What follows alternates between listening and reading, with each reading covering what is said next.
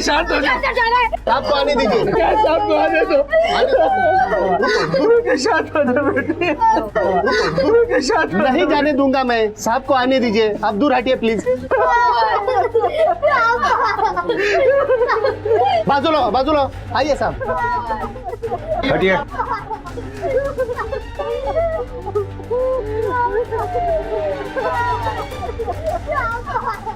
Body किसने cover की? Sir हमने ही कवर की। बेडशीट हटाओ।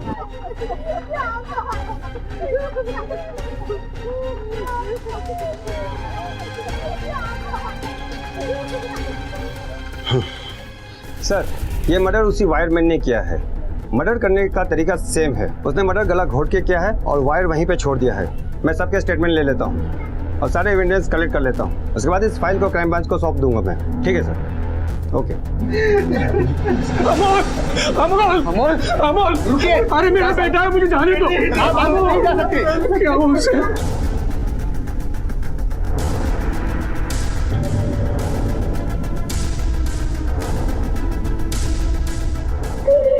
ये लोग कौन है?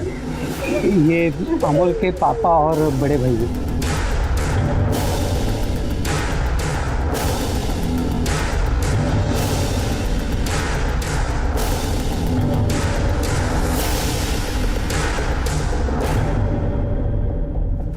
ये मर्डर उसी वायरमैन ने किया है।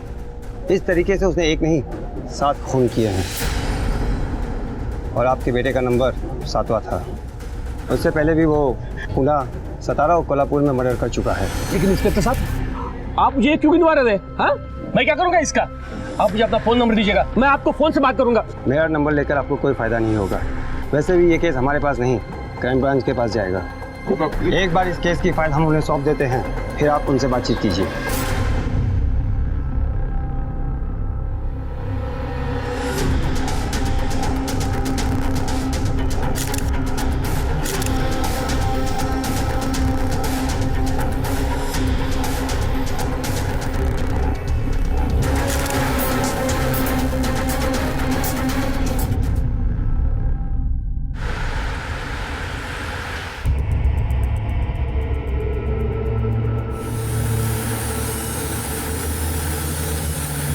फूल ले लो, फूल, गुलाब ले लो, फूल ले लो, फूल।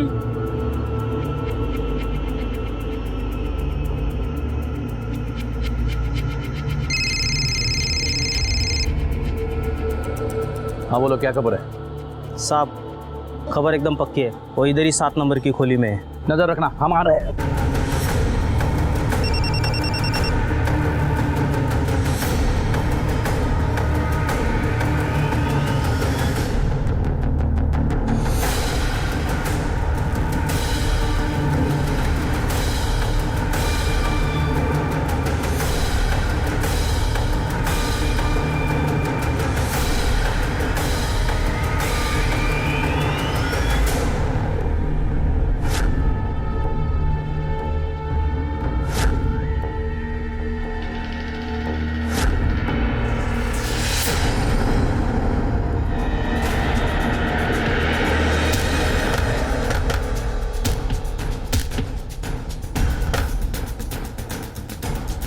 हिलना नहीं।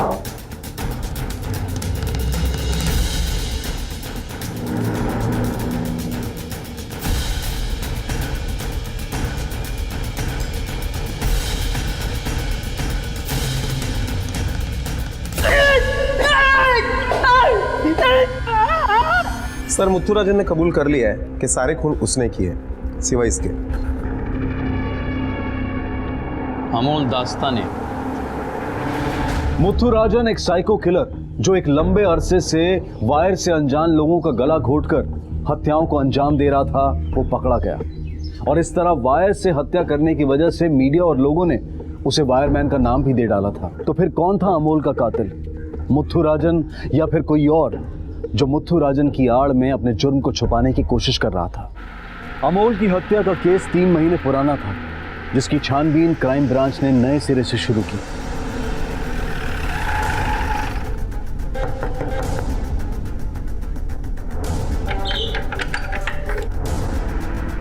जी, क्राइम ब्रांच।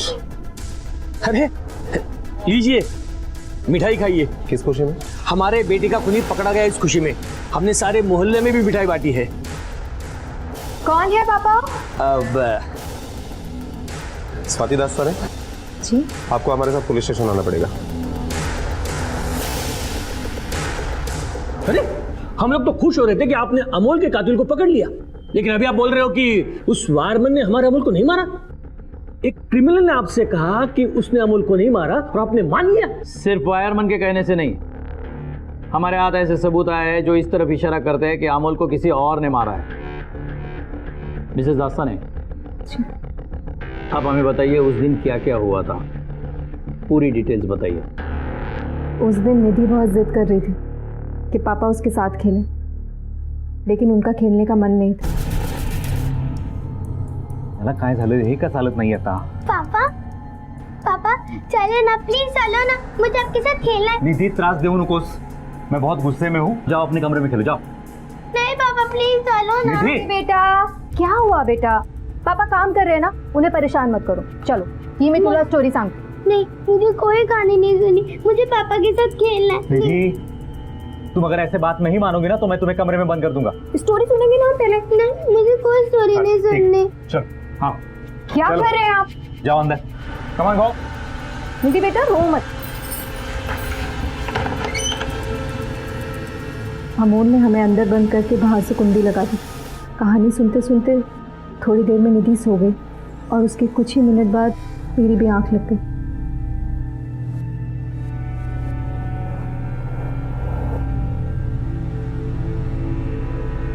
लगभग 3 बजे के आसपास मेरी आंख खुली।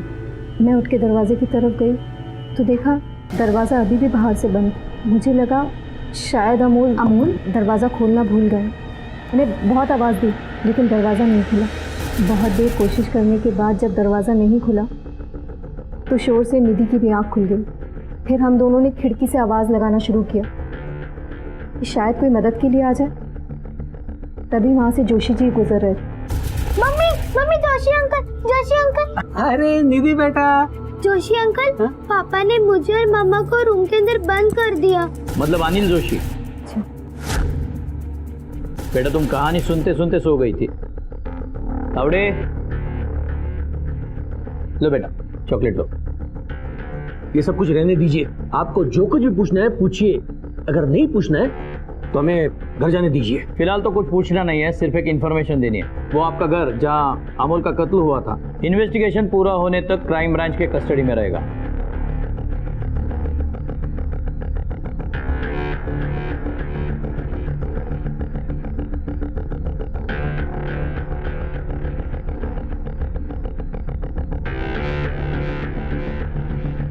Thank you.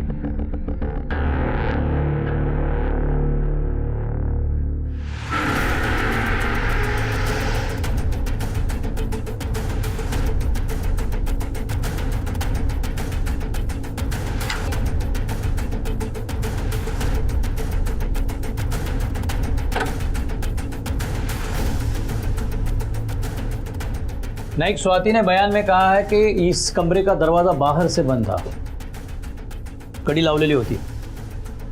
नाइक तुम्हें 3 साल पुराना वो पुणे का ढोले पाटिल रोड का केस याद है? एक औरत ने अपने पति का मर्डर करके खुद को बाथरूम में बंद किया था, रस्सी फांस कर, कड़ी लगाकर। सर लेकिन इस केस में ये पॉसिबल नहीं है, क्योंकि पोस्टमार्टम रिपोर्ट के मुताबिक अमोल के गले के ऊपर जो वायर के निशान पाए गए हैं वो ऊपर से नीचे तक आए हैं। अमोल की हाइट लगभग 6 फीट की थी, मतलब कातिल उससे 3 या 4 इंच छोटा रहा होगा, लगभग 5 फीट 8 इंच 9 इंच के आसपास। और दूसरी बात सर, स्वाति को अकेले को पॉसिबल नहीं है, क्योंकि अमोल अच्छा खासा हट्टा कट्टा था। स्वाति को अकेले को कंट्रोल करना मुश्किल था। और बच्ची ने भी अपनी स्टेटमेंट में यही कहा है कि अमोल ने खुद ने बाहर से दरवाजा लगाया था। लोकल पुलिस ने जो यहाँ के पड़ोसियों के बयान लिए, उसमें भी पड़ोसियों ने यही कहा था कि किसी ने भी किसी को ना आते देखा ना जाते देखा। लेकिन कोई तो आया है और मर्डर करके यहाँ से भाग गया है और हमें वायरमैन केस की तरफ गुमराह कर रहा है। शायद वो जानता नहीं कि उसने गलत डिपार्टमेंट से पंगा लिया है। उसे शायद मालूम नहीं कि ये केस क्राइम ब्रांच के पास आया है। 3 महीने क्या, 3 साल के बाद भी हमें उसे ढूंढ निकालेंगे। नहीं, 3 महीने पीछे जाना हमारे लिए जितना मुश्किल है उतना ही मुश्किल उनके याददाश्त के लिए भी है जिन्होंने बयान दिया है। चलो अमोल दास्ताने के उस पड़ोसी से अनिल जोशी से मिलते हैं। होय सर, हे माझंच घर आहे और मुझे पक्का याद है उस दिन मंगलवार था और दोपहर को करीब 4 बजे मैं मंदिर से लौट रहा था। जैसे मैं अमोल के घर के सामने से गुजरा ना तो उस खिड़की की तरफ से मुझे निधि और स्वाति की आवाज़ सुनाई दी। जोशी अंकल, अरे निधि बेटा। जोशी अंकल, पापा ने मुझे और मम्मा को रूम के अंदर बंद कर दिया। क्या? जोशी जी, अमोल हमें अंदर बंद करके पता नहीं कहाँ चले गए। तुम्ही त्यांना फोन करा ना, मेरा फोन भी बाहर है, नहीं तो मैं खुद कर लेती। हाँ, मी करतो फोन। घंटी तो बज रही है लेकिन वो उठा नहीं रहा। मैं सामने से देखता हूँ। लेकिन फोन घर में ही बजा, उसने फोन नहीं उठाया तो मैंने स्वाति के पापा को फोन किया। हेलो पवार साहब, और वो 5-10 मिनट में आ पहुंचे यहाँ। 5 या 10? मतलब उन्हें आने में 5-10 मिनट लगे।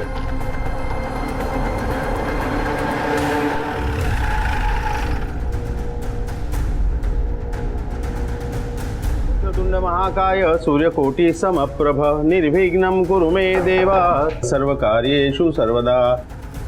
Crime branch. ओम जय श्री राजाधिराज गणानाम गणपते ओम गं गणपते नमः ओम गं गणपते नमः।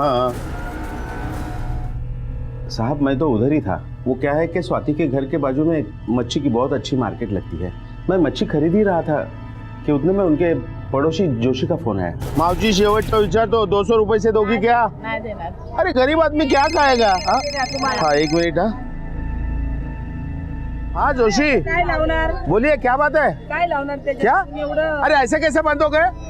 नहीं ठीक है मैं आ रहा हूँ उधर। कुछ 5-7 मिनट के अंदर मैं वहां पहुंच गया था। वो जोशी बाहर ही मेरा इंतजार कर रहा था साहब। सावी आहे ना तुमच्याकडे? हो पता नहीं कितनी देर से अंदर वो।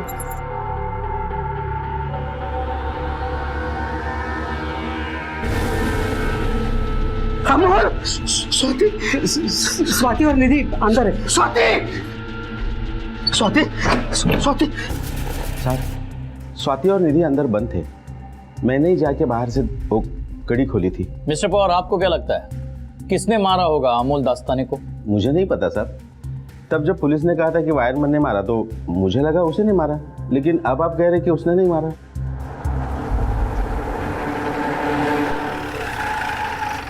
आखिर आप लोग चाहते क्या हो? एक तो मैंने अपना बेटा खोया है, ऊपर से आप रोज पूछताछ करके हमें परेशान कर रहे हो। पूछताछ तब तक जारी रहेगी जब तक ये केस सॉल्व ना हो जाए। आपके लिए यही बेहतर है कि आप हमें कोऑपरेट करें। लेकिन इंस्पेक्टर साहब, आपको जो कुछ भी पूछना है आप पूछ सकते हैं। थैंक यू मिसेस दास्ताने, हम पूरी कोशिश कर रहे हैं कि कातिल जल्द से जल्द पकड़ा जाए। अब हमें यह बताइए कि अमोल का किसी के साथ झगड़ा या दुश्मनी थी, क्योंकि ये बात तो साफ है कि चोरी या लुटमारी के मकसद से कत्ल नहीं हुआ। नहीं सर, मुझे तो ऐसा कुछ याद नहीं आता। आपके घर में कौन कौन आता जाता था? सुबह दूध वाला, कभी कभी किराने की दुकान वाला सामान लेकर आता था। हमारी बाई 10 बजे आती थी और 11 बजे चली जाती थी। देखिए, मैं अभी बोलता हूं, हमारे अमोल को उस वायरमैन ने ही मारा है। नहीं नाइक, किसी ने वायरमैन के आड़ में पुलिस की आंख में धूल झोंकी है। अगर वायरमैन पकड़ा ना जाता तो ये केस कभी नहीं खुलता। एक काम करो नाइक, मर्डर से पहले के 1 महीने के अमोल के कॉल रिकॉर्ड्स निकालो और अमोल क्या करता था, किससे मिलता था, सब डिटेल्स मुझे चाहिए। सर, अमोल दास्ताने का पड़ोसी अनिल जोशी आया है। सर, उम्र हो गई है तो याददाश्त थोड़ी कमज़ोर हो गई है। उस दिन मैं आपको एक बात बताना भूल गया। सर, अमोल के मर्डर के 1 दिन पहले मैंने स्वाति को अमोल के बड़े भाई जयंत से मिलते हुए देखा था और उस वक्त उसकी बेटी उसके साथ नहीं थी। पर सर, उन दोनों में क्या बातचीत हुई वो मुझे पता नहीं। कमाल है तुमची जोशी साहब, उस दिन मंगलवार था ये आपको याद है, लेकिन इतनी इंपॉर्टेंट बात हमें बताना भूल गया। सर, मंगलवार को मैं कैसे भूल सकता हूँ? गणपति का वार है और उस दिन माझा उपवास पण असतो। अच्छा, ये जयंत अमोल के घर अक्सर आता जाता था क्या? नहीं सर, वैसे पिछले साल वो निधि के बर्थडे पर उससे बात हुई थी और उसके बाद मैंने अमोल के मर्डर के एक दिन पहले उसे देखा। नाइक, जयंत दास्ताने को पुलिस स्टेशन बुलाओ। Yes sir. लोकांचे डोक्यात तर गंदगी भरी पड़ी है साहब। एक औरत और मर्द के बीच में कोई और रिश्ता नहीं हो सकता क्या? साहब मैं स्वाति को अपनी छोटी बहन की तरह मानता हूँ। मतलब सांगायला पण लाज वाटते कि साहब अमोल ने स्वाति और निधि को कोई कम दुख नहीं दिए थे। जो भी कहना है साफ साफ कहिए। साहब पिछले साल भर से अमोल पैसों को लेकर इतनी तंगी में था कि ठीक से घर का खर्चा भी नहीं चला पा रहा था। जगह जगह से पैसे उठा रखे थे उसने। ये आपको स्वाति ने बताया? नहीं साहब, वो कहाँ कुछ बताती। वो तो एक दिन मैं रास्ते से गुजर रहा था तो मैंने देखा कि 5-6 लोग अमोल को घेर के खड़े होते। 5 महीने से 1 रुपया नहीं दिया। अरे हमें भी अपने दुकान में सामान डालना होता है, हद होती है किसी भी चीज की। अगर अब भी तुमने पैसे नहीं दिए ना तो इस गली मोहल्ले में घूमना मुश्किल कर दूंगा, गला काट दूंगा, समझे कि नहीं? मैंने तो थक हार के उधारी देना ही बंद कर दिया है। अगर जरा भी शर्म है तुम्हारे में तो हमारे पैसे लौटा दो। अपने भाई को इस हालत में देखकर आपको तरस नहीं आया कि गाड़ी से उतरकर उसे पूछे क्या प्रॉब्लम है? नहीं साहब, कारण कि एक नंबर का एहसान फरामोश आदमी था वो। मेरी और उसकी तो काफ़ी समय से बोलचाल भी बंद थी। अरे साहब बाबा के कितने पैसे उसने न जाने ऐसे ही पानी कर दिए। ठीक है, अभी आप जा सकते हो। वेळ पडली तो पुन्हा बोलवू तुम्हाला। बस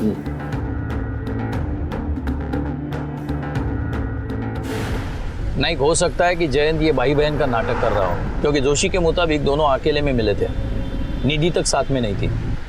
और एक बात मुझे अजीब लग रही है कि अमोल के मौत के बाद स्वाति अपने माँ बाप के घर नहीं ससुराल रह रही है। हाँ सर, क्योंकि अक्सर ऐसे सिचुएशन में ससुराल वाले लड़की को उसके मायके में छोड़कर आते हैं। एक काम करो नाइक, स्वाति के ससुराल वालों का कच्चा चिट्ठा निकालो, खास करके उसके जेठ का, जयंत दास्ताने का। Okay sir.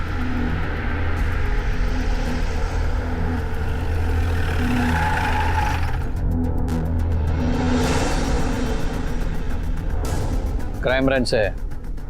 अमोल दास्ताने का कितना हिसाब बाकी है? नहीं साहब, हाँ स्वाति बहनी ने यहाँ से शिफ्ट करते सारा उधार क्लियर कर दिया था। अरे उधार देना, बाद में पैसा नहीं मिला तो धमकी देगा, मोहल्ले में निकलना मुश्किल कर देगा, गला काट देगा। हाँ नहीं साहब, गला काटने निकलूंगा तो यहाँ पूरे मोहल्ले का गला काटना पड़ेगा साहब। यहाँ तो सबका उधार ही चलता है। उनका तो 15,000 हो गया था। अगर आप लोगों को मेरी बात पे भरोसा नहीं तो उनकी भाई मंदा से पूछ लीजिए। मारपीट भी होती थी दोनों में? मारपीट के तो मालूम नहीं है साहब, पर झगड़े बहुत होते थे दोनों में। किस बात से लेकर झगड़ा होता था? वही साहब, पैसों के ऊपर से। पहले तो आप तमीज से बात करो। मैं आपका घर लेके कहीं भाग नहीं रहा हूँ। हाँ मुझे पता है कि EMI भरनी है। लोन देते वक्त तो ऐसे बात नहीं करते थे तुम, तब तो बड़ी मीठी मीठी बात कर रहे थे। अरे मेरे भाई, मैंने बोला ना अगले हफ्ते भर दूंगा। अगले हफ्ते कहाँ से भर दोगे? तुम टेंशन मत लो, मैं काहीतरी करतो। अरे निधि जी, क्वार्टरली फी कहाँ से आएगी? अगले महीने भर देंगे। मुझे लेट हो रहा है, तुम नाश्ता लगाओ। ठीक है? नाश्ता? तुम्हें पता है सब्जी भाजी लाने के पैसे नहीं है। हमसे अच्छे तो वो लोग हैं जो झोपड़पट्टी में रहते हैं। कम से कम उनके पास खाने को तो है। तुम्हें देखकर कोई कह सकता है कि तुम माधव दास्तानी के बेटे हो और जयंत दास्तानी के भाई? सुबह सुबह ताना शुरू कर देती हो यार तुम। आराम से नहीं बैठा हूँ, रात दिवस मेहनत करते हो, कष्ट करते हो ताकि कुछ हो जाए।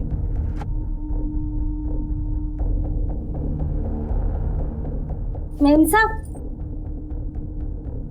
वो बर्तन धोने का साबुन खत्म हो गया है। और हाँ, वो सिंक का पानी ही नहीं जा रहा है। मैंने बहुत कोशिश की लेकिन लगता है नल ही जाम हो गया है। प्लम्बरला बोलावंच लागेल। दोनों एक दूसरे को बहुत सुनाते थे साहब, बहुत ही। मेम साहब के पापा ने तो अमोल साहब को समझाने की कोशिश भी की थी। देखो बेटा, मेरी बात मान लो। भूखा मरने से तो अच्छा है कि तुम अपने बाबा से ही कुछ मदद ले लो। त्यांच्याकडून मागून घ्या ना तुम्ही पैसे, उनके पास तो बहुत सारी दौलत है। मुझे आपकी सलाह की कोई जरूरत नहीं है। और अगर आपको अपनी बेटी की इतनी चिंता हो रही है ना, तर तुम्ही तिला तुमच्या बरोबर घेऊन जाऊ शकता हो। मेरी हालत ठीक हो जाएगी ना तो मैं खुद उसे लेने आऊंगा। ठीक है, अभी तुम जा सकते हो, लेकिन जरूरत पड़े तो फिर से बुला लेंगे। ठीक है साहब। नाइक, इस औरत पे नजर रखना, बहुत तेज औरत है। जो नहीं पूछा वो भी बताया, या तो जानबूझ के बताया हो या फिर झूठ बोल रही हो। लेकिन एक बात गौर करने जैसी है, सब ने हमें अमोल के पैसों की तंगी के बारे में बताया।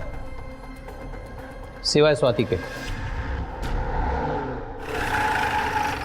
पैसों की बहुत तंगी चल रही थी। काफ़ी सारे लोगों के पैसे तो पापा और जयंत भाऊ ने चुका दिए थे, पर पिछले 1 महीने तक हमीद मुर्तज़ा नाम का आदमी परेशान कर रहा था उन पैसों के लिए जो अमोल ने उससे उधार लिए थे।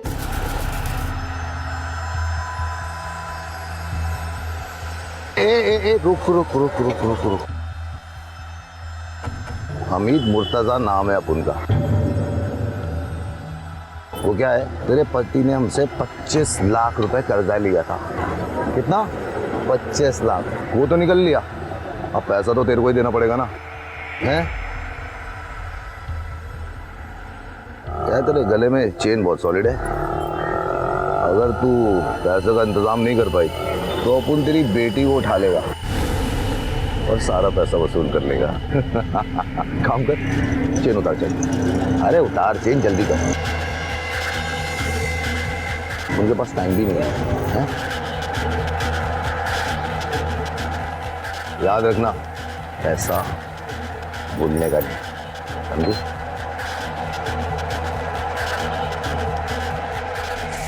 आपने ये बात पहले क्यों नहीं बताई? साहब, हमीद मुर्तज़ा ने निधि को उठाने की धमकी दी थी। अम्मी घाबड़ लो, इसलिए बाबा को बिना बताए मुर्तज़ा को मैंने प्रॉमिस किया था कि मैं धीरे धीरे उसका कर्जा चुका दूंगा। अब तक तो मैं 5 लाख दे भी चुका हूँ। अब वो स्वाति को परेशान नहीं करता साहब, लेकिन सारी ज़िंदगी मुझे ये गिल्ट रहेगा कि मेरे पास इतने पैसे थे कि मैं आसानी से अमोल के सारे कर्जे चुका सकता था। बाबा की नहीं सुन के अगर मैंने अमोल के कर्जे चुकाए होते तो आज वो जिंदा होता साहब। काहे को इतना मारा साहब आपने? जिसका 25 लाख का नुकसान होना, वो थोड़ी सी वसूली करेगा तो क्या बुरा किया साहब? साहब आप ही सोचो ना, जिसके पास मेरा पैसा फंसा हो उसको मैं काहे को मारेगा साहब, और क्या मिलेगा मेरे को?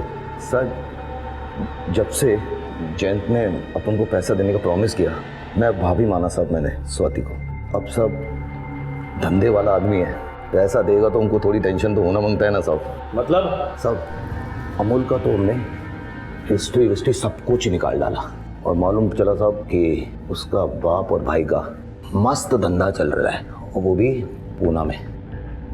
साहब, अपन अमूल को बोला भी कि अपना पैसा वापस करने का, और या फिर अपने बाप से पैसा लेके मेरे को देने का। पता चला कि दोनों बाप बेटे में कुछ ठीक नहीं चल रहा। उसके बाप ने तो साहब उसको घर से भी निकाल दिया, और उसने तो साहब पल्ला झाड़ लिया कि पैसे ना देने पड़े। सब गर्दन अकड़ गई।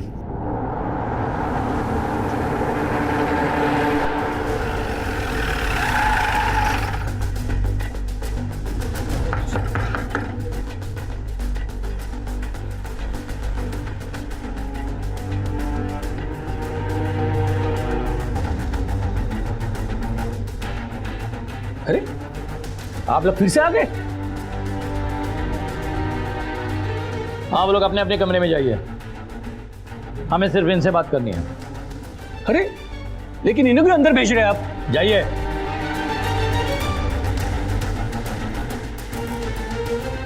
बैठिए।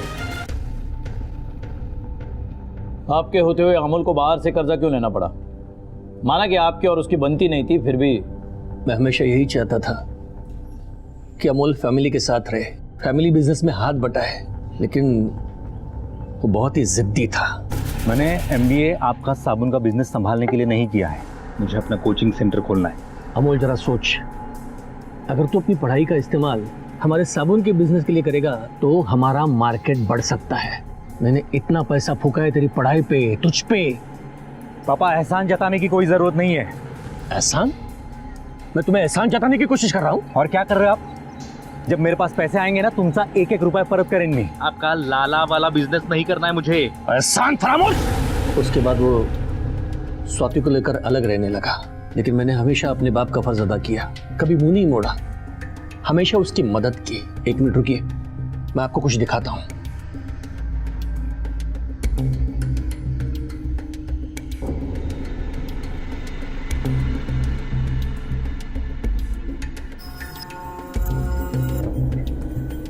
देखिए, ये वो पैसे हैं जो मैंने उसे दिए थे। कभी 2 लाख, कभी 5 लाख, कभी 10 लाख। फिर मैं समझा उसकी आदत हो गई है उधार लेकर घर चलाने की। तभी मैंने अपना हाथ खींच लिया। बाद में पता चला कि उसने हर किसी से पैसे ले रखे हैं, चारों तरफ से कर्जा है उस पर। अब जब वो नहीं है तो मैं समझा कि उसे मैंने ही गंदी आदत डाली थी पैसे लेने की। वो 1 रुपया भी मांगता तो मैं उसे 10 देता था। निकम्मा कर दिया था मेरे प्यार ने उसे। उसके बाद मैं निधि और स्वाति को घर लेकर आया। अपने बेटे को तो नहीं बचा सका, लेकिन इन दोनों के लिए कुछ करके मैं प्रायश्चित करना चाहता हूं। सॉरी। 3 महीने पहले हुआ अमोल दास्ताने के कत्ल का एक केस क्राइम ब्रांच के लिए फांस बनता जा रहा था। 3 महीने में जिंदगी दूसरे रूप अख्तियार कर चुकी थी, लेकिन बयान किसी के भी नहीं बदले थे। दिन रात की मेहनत के बाद भी कुछ हासिल नहीं हो रहा था। क्या ये कातिल इतना शातिर था या फिर कुछ ऐसा था जो क्राइम ब्रांच की नजरों से अभी तक बचा हुआ था? सबसे अजीब बात यह थी कि शक के दायरे में माधव दास्ताने, जयंत, स्वाति, जोशी, पवार और मुर्तजा सभी आते थे, पर फिर ये सभी निर्दोष भी लगने लगते थे क्योंकि पुलिस के पास इनके खिलाफ कोई पुख्ता सबूत नहीं थे। और सबूतों के नाम पर वो एक फाइल जो पुलिस ने क्राइम ब्रांच को सौंपी थी, क्राइम ब्रांच ने उसी फाइल को एक बार फिर से खंगालने का फैसला किया। यहाँ ऐसा कुछ दिखाई नहीं दे रहा है जिसे हम ये कह सके कि कातिल जबरदस्ती अंदर घुसा हो। सर, अमोल के फोन रिकॉर्ड के मुताबिक मुर्तजा, वो किराने वाला और धोबी, और अमोल ने जिन लोगों से पैसे लिए थे उनके नंबर के अलावा दूसरा ऐसा कोई नंबर नहीं है जिसके ऊपर हम शक कर सके। हो सकता है उसने जानबूझकर ऐसा किया हो या फिर उसकी प्लानिंग हो ताकि उस पर शक ना हो। नहीं, एक काम कर रहे हैं, मैं डोरबेल बजाता हूँ, तुम अमोल बन के डोर खोलना। Okay sir.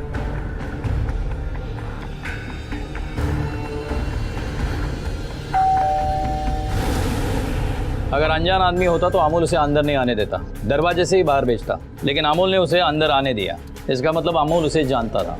जो भी हो, अमोल उसे अच्छी तरह पहचानता होगा क्योंकि इंसान उसी की तरफ पीट करता है जिस पे उसे पूरी तरह भरोसा होता है। सर, अमोल की बॉडी यहाँ मिली, मेन डोर से काफ़ी दूर। जाहिर है अमोल आगे आया होगा और जो भी आया है अंदर उसने पीछे से वायर से उसका गला घोटा होगा। फोटो देना।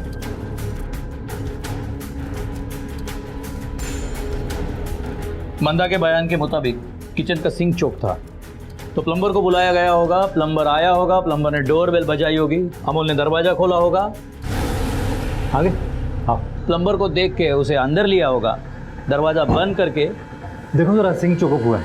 सिंक दिखाने के लिए वो आगे बढ़ा होगा और पीछे से प्लम्बर ने अपने वायर से उसका गला घोटा होगा।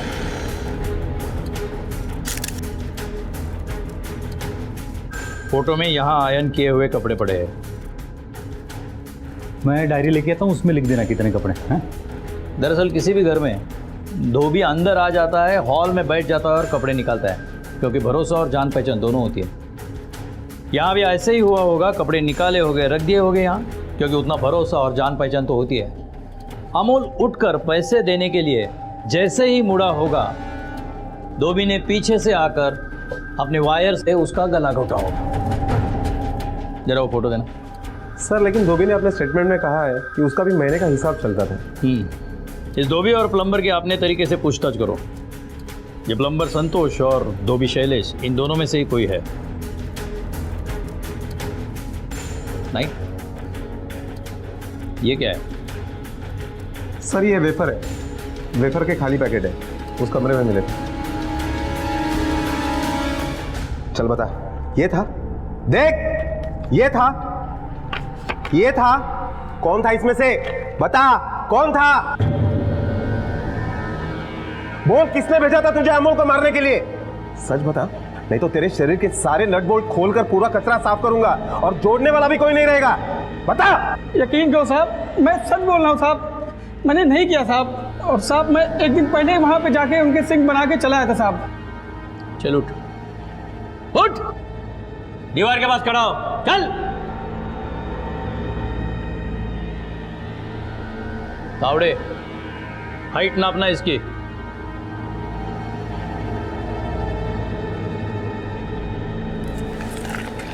Sir 5.8 inch. चल जा, जा। सुन, शहर से भागना नहीं।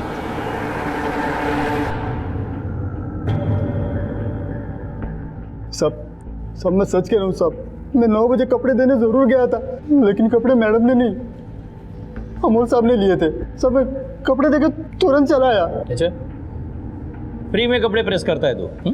किसी से पैसे नहीं लेता? सब पैसा तो लेना पड़ता है ना सब, उसके सिवा कैसे चलेगा सब। लेकिन खाते में लिख देते सब, महीने का हिसाब चलता है ना।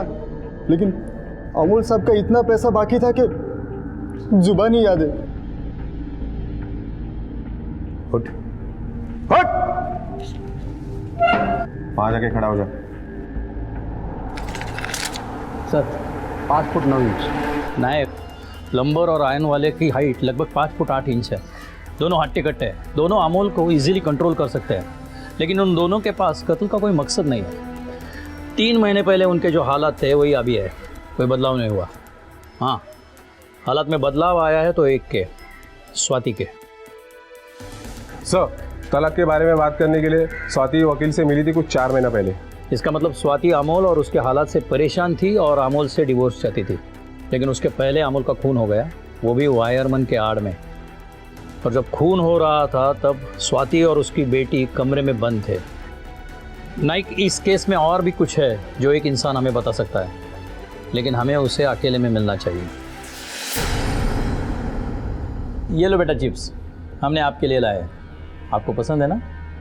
हमने फोटोग्राफ में देखा आपके कमरे में बहुत से पैकेट पड़े थे। मुझे नहीं खाना, पापा को पसंद नहीं था कि मैं ये खाऊं। क्यों? मुझे खाने से गले में दुखता है। तो फिर उस दिन आपने कैसे खाया जब आप और आपकी मम्मी कमरे में बंद थे? मैंने नहीं खाया, मुझे एलर्जी है इससे।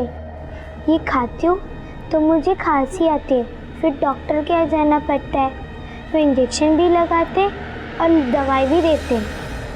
ये आप कौन से वेफर्स के बारे में बात कर रहे हैं? मुझे तो कुछ समझ में नहीं आ रहा। 1 मिनट, ये देखिए, अब आपके समझ में आएगा। ये वही वेफर्स के पैकेट है जो उस दिन, मर्डर के दिन, निधि के कमरे में मिले थे। क्योंकि हमें पता है कि निधि वेफर्स नहीं खाती, क्योंकि उसे सैट्रिक एलर्जी है। इससे आप क्या साबित करना चाहते हैं? दरवाजा बाहर से 5 घंटे बंद था, आप अंदर थी और आराम से वेफर्स खा रही थी, क्योंकि सारे पैकेट्स खाली थे।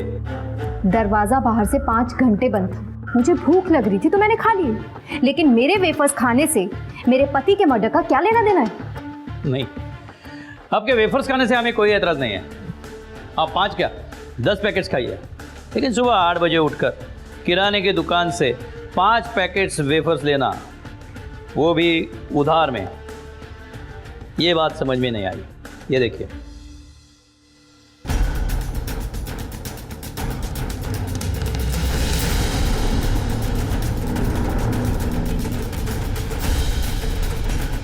और हमारे पास वो किराना वाले की नोटबुक भी है जिसमें आपके 5 पैकेट्स का हिसाब भी लिखा है। 24 जून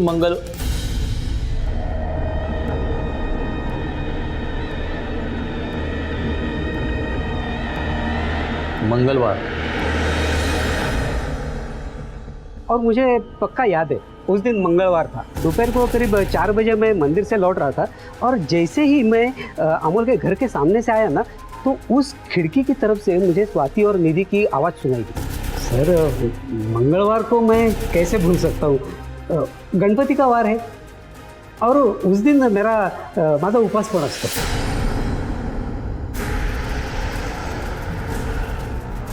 आप काफ़ी धार्मिक आदमी लगते हैं, नियम कायदे पालने वाले, फिर भी मंगलवार को भी मछली खाना नहीं भूलते। मैं मच्छी खरीद ही रहा था कि उतने में उनके पड़ोसी जोशी का फोन आया। अब अपने इस धर्म कर्म की कहानी खुद सुनाओगे या हम मदद करें? तुम्ही माझा जीवन बर्बाद केलं, इस आदमी से शादी कराकर। ना खुद कुछ कमाता है, ना अपने बाप से कुछ लेता है। मैं और मेरी बेटी भिखारियों की तरह जी रहे हैं। मैं इस नर्क में और नहीं जी सकती।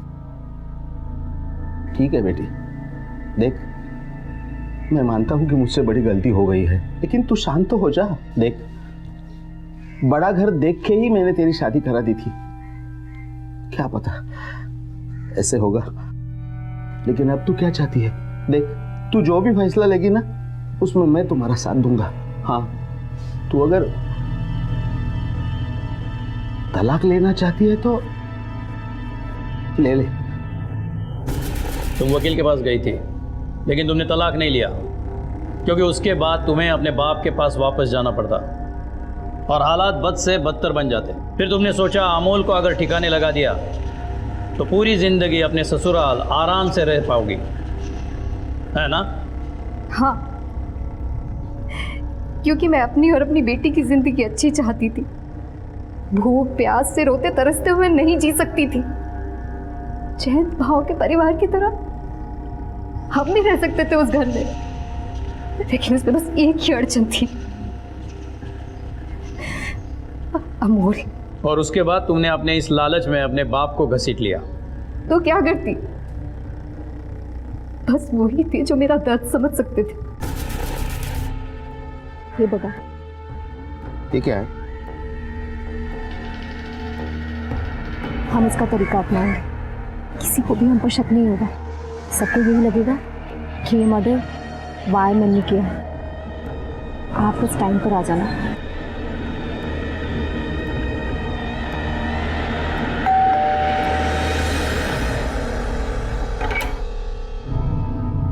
आइए।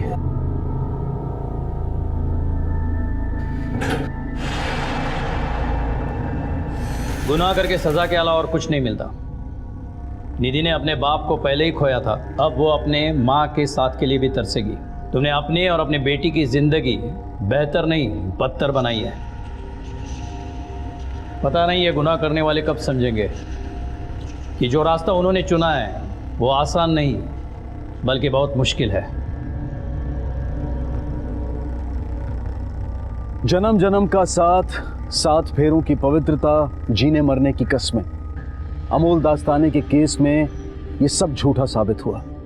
स्वाति अगर अमोल के साथ खुश नहीं थी तो वो उसे छोड़कर भी खुश रह सकती थी, लेकिन स्वाति ने खुश होने का एक ऐसा तरीका ढूंढा जिससे कोई खुश रहने लायक बचा ही नहीं। स्वाति ने अपने ही पति का कत्ल करवा दिया और गुनहगार बन गई। जिस बेटी का भविष्य वो संजोना चाहती थी उसका वर्तमान भी सोना हो गया। क्या वाकई स्वाति के पास अमोल की हत्या के अलावा और कोई विकल्प नहीं था?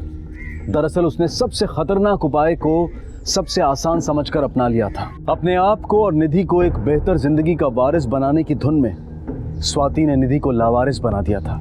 स्वाति को अमोल के कत्ल की साजिश के जुर्म में और दीनानाथ पवार को अमोल के कत्ल के जुर्म में सजा हुई है। बेहतर जिंदगी पाना सबका अधिकार है, लेकिन उसे पाने के लिए बेहतर उपाय भी हो सकते हैं। स्वाति ने गलत राह ली और जिसकी सबसे बड़ी सजा निधि को भुगतनी पड़ेगी। नमस्कार, आदाब। क्राइम पेट्रोल डायल 100 में आप सबका स्वागत है। इंसान का अतीत गुजरे हुए दिन के अखबार की तरह से होता है, जिसकी रिसाइकलिंग से पहले हम अक्सर कुछ कटिंग्स खूबसूरत पलों की तरह संभाल कर रख लेते हैं। गुजरे हुए कल को अगर आज में जिंदा रखकर हमें पॉजिटिव एनर्जी मिलती है तो बेहतर है, लेकिन अगर गुजरा हुआ कल हमें आगे बढ़ने से रोकता है तो उसे भुला देने में ही भलाई है, क्योंकि आने वाला हर कल नई सुर्खियों से शुरू होता है। मुंबई के Thakkar college of arts and science के डीन सत्यभामा रंधावा को शिक्षा मंत्रालय ने शिक्षक दिवस पे टीचर्स ऑनर्ड अवार्ड देने की घोषणा की है। सत्यभामा रंधावा ने अपने योगदान से न सिर्फ अपने कॉलेज को एक ऊंचे मकाम पे पहुंचाया है, बल्कि अपनी काबिलियत के बल पे उन्होंने कई उपलब्धियां भी हासिल की है। ठक्कर कॉलेज के head of trustees Himanshu Thakkar ने अपना बयान सोशल नेटवर्किंग साइट पे पोस्ट करते हुए लिखा है कि उन्हें गर्व है कि Thakkar college of arts and science के डीन सत्यभामा रंधावा उनके शिक्षा संस्थान से जुड़ी हुई है।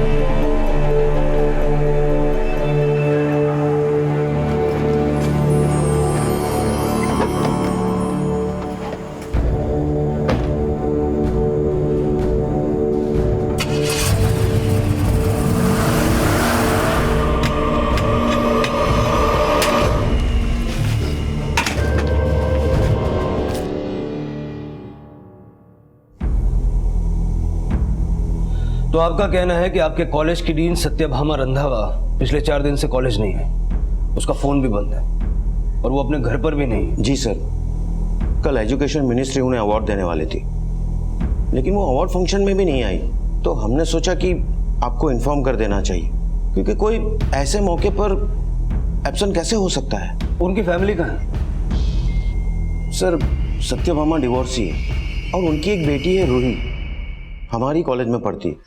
पापा, मैं यहाँ अकेले नहीं रुकने वाली।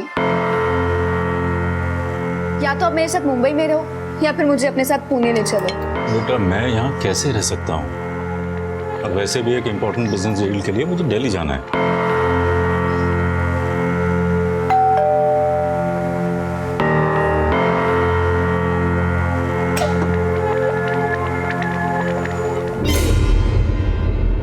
संदेश जी, सत्यभामा पिछले 4 दिन से कॉलेज नहीं गई। वो अपने घर पे भी नहीं है, उसका फोन भी बंद है। लेकिन कॉलेज अथॉरिटीज से हमें पता चलता है, आपसे नहीं, कि वो लापता है। नहीं सर, वो लापता नहीं है, अपनी मर्जी से कहीं गई। कहाँ? ये नहीं पता, लेकिन उन्होंने जाने से पहले मुझे एक मेल किया था। कैसा मेल?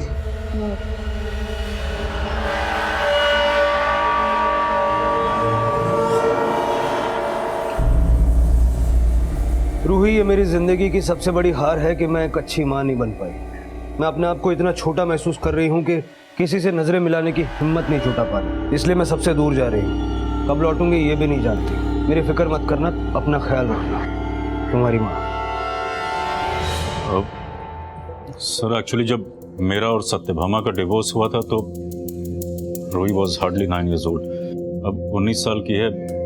इसकी इच्छा है कि वो अपनी माँ के साथ नहीं अपने पापा के साथ रहे, तो बस इसी बात से हर्ट होकर वो हर्ट नहीं, वो मुझे इमोशनली ब्लैकमेल कर रही है ताकि मैं अपना फैसला बदल दूं। तुम अपनी माँ के साथ क्यों नहीं रहना चाहती? अब तक मैं उन्हीं के साथ तो रह रही थी, लेकिन अब मुझे पापा के साथ रहना है। सत्यभामा जा कहाँ सकती है? No idea sir. इंसान की निजी जिंदगी के रहस्य सबसे ज्यादा उसके करीबी लोग ही जानते हैं। हमारे हर फैसले से हमारे अपने परिचित होते हैं। लेकिन क्या सत्यभामा के परिवार वाले भी उसकी जिंदगी के रहस्यों से परिचित थे, या फिर ये महज उनकी गलतफहमी थी? और या फिर सत्यभामा का पति संदेश और बेटी रूही पुलिस से कुछ छिपाने की कोशिश कर रहे थे? पुलिस इन सभी सवालों के जवाब ढूंढ ही रही थी कि तभी ठक्कर कॉलेज से जुड़े एक और घिनौने अपराध की घटना सामने आई। साक्षी, साक्षी, साक्षी, साक्षी, साक्षी, साक्षी, साक्षी।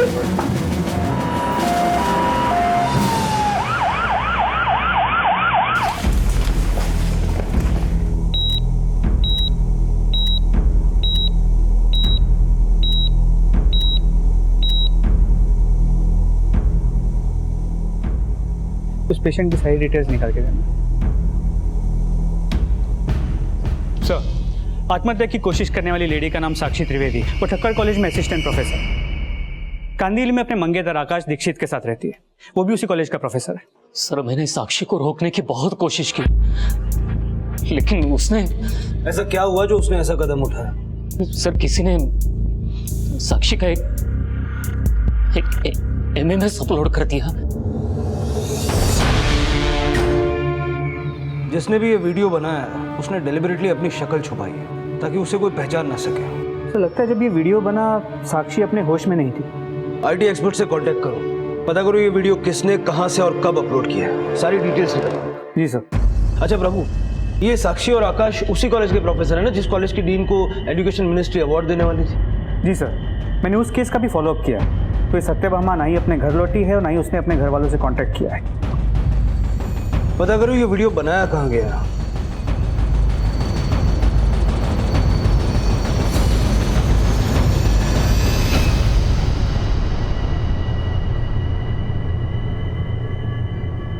वो वीडियो यही तुम्हारे बेडरूम में बना है।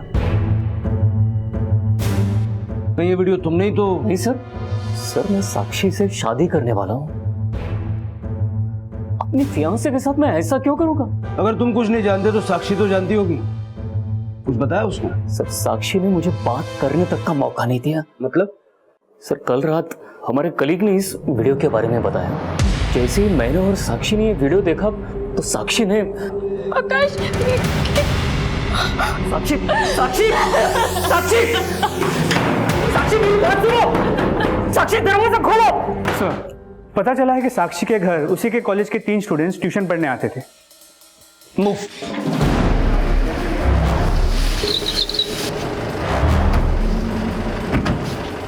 बुरा मत देखो, बुरा मत बोलो,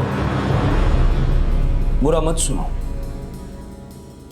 तुम तीनों ऐसे दिखा रहे हो जैसे तुम लोग बहुत ही डिसिप्लिन हो, लेकिन अगर पता चला ये कांड तुम में से ही किसी ने किया है तो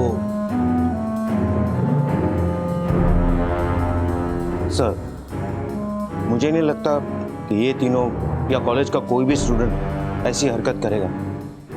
ये किसी बाहर वाले का काम है। बाहर वाले का क्या, किसी घर वाले का भी काम हो सकता है। आकाश और साक्षी के कॉल रिकॉर्ड्स निकालो, पता करो वाकई इनके बीच सब कुछ ठीक भी था या कहानी कुछ और ही है। सर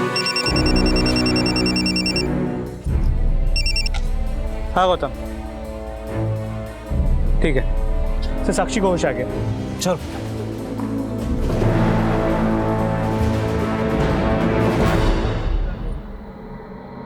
नहीं सर, आकाश ऐसा नहीं कर सकता, मुझसे बहुत प्यार करता है। तो फिर ऐसा कौन हो सकता है जो तुम्हारे ही घर में तुम्हारा वीडियो बना दे और तुम्हें पता ही ना चले? हमें पता चला है कि कुछ मेल स्टूडेंट्स तुम्हारे पास ट्यूशन पढ़ने आते हैं, कहीं ये काम उनमें से किसी का? सर मुझे कुछ नहीं पता, और आप प्लीज इस वीडियो के बारे में किसी से कोई बात मत करिए। इट्स अ रिक्वेस्ट सर, मेरी बहुत बदनामी हो रही है सर।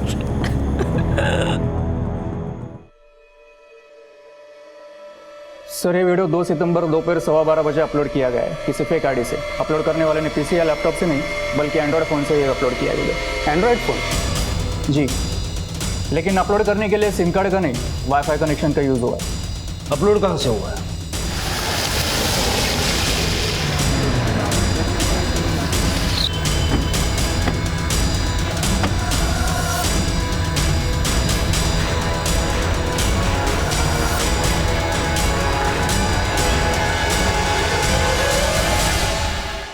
सर ये वाईफाई कनेक्शन तो स्टूडेंट्स लाइब्रेरी का है, लेकिन आप ये सब। साक्षी का वीडियो यहीं से, इसी कॉलेज से अपलोड हुआ है। क्या लाइब्रेरी में सीसीटीवी कैमरास हैं? जी सर। मुझे अब भी सारा फुटेज देखना। जी।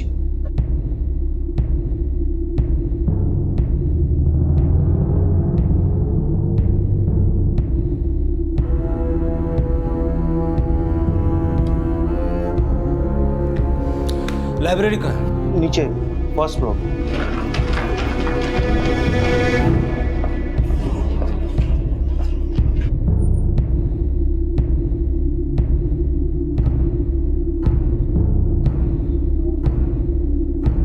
देखते हैं नेटवर्क कहां तक पकड़ता है।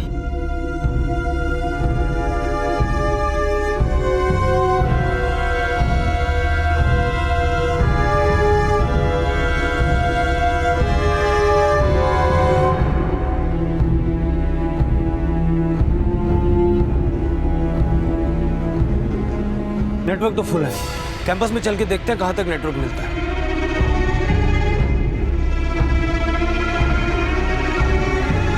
यहाँ तक नेटवर्क मिल रहा है और ये जगह भी बड़ी सुनसान।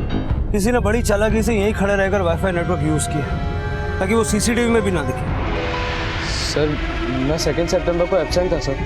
सर आप कॉलेज में किसी से भी पूछ सकते हैं। यही तो तेरी चालाकी है। तू 2 सितंबर को कॉलेज में आया था लेकिन क्लास अटेंड नहीं की और अपने टीचर का वीडियो अपलोड किया। नहीं सर, मैंने कोई वीडियो अपलोड नहीं किया। नहीं सर, मैं सच बोल रहा हूँ, आप मेरा विश्वास कीजिए।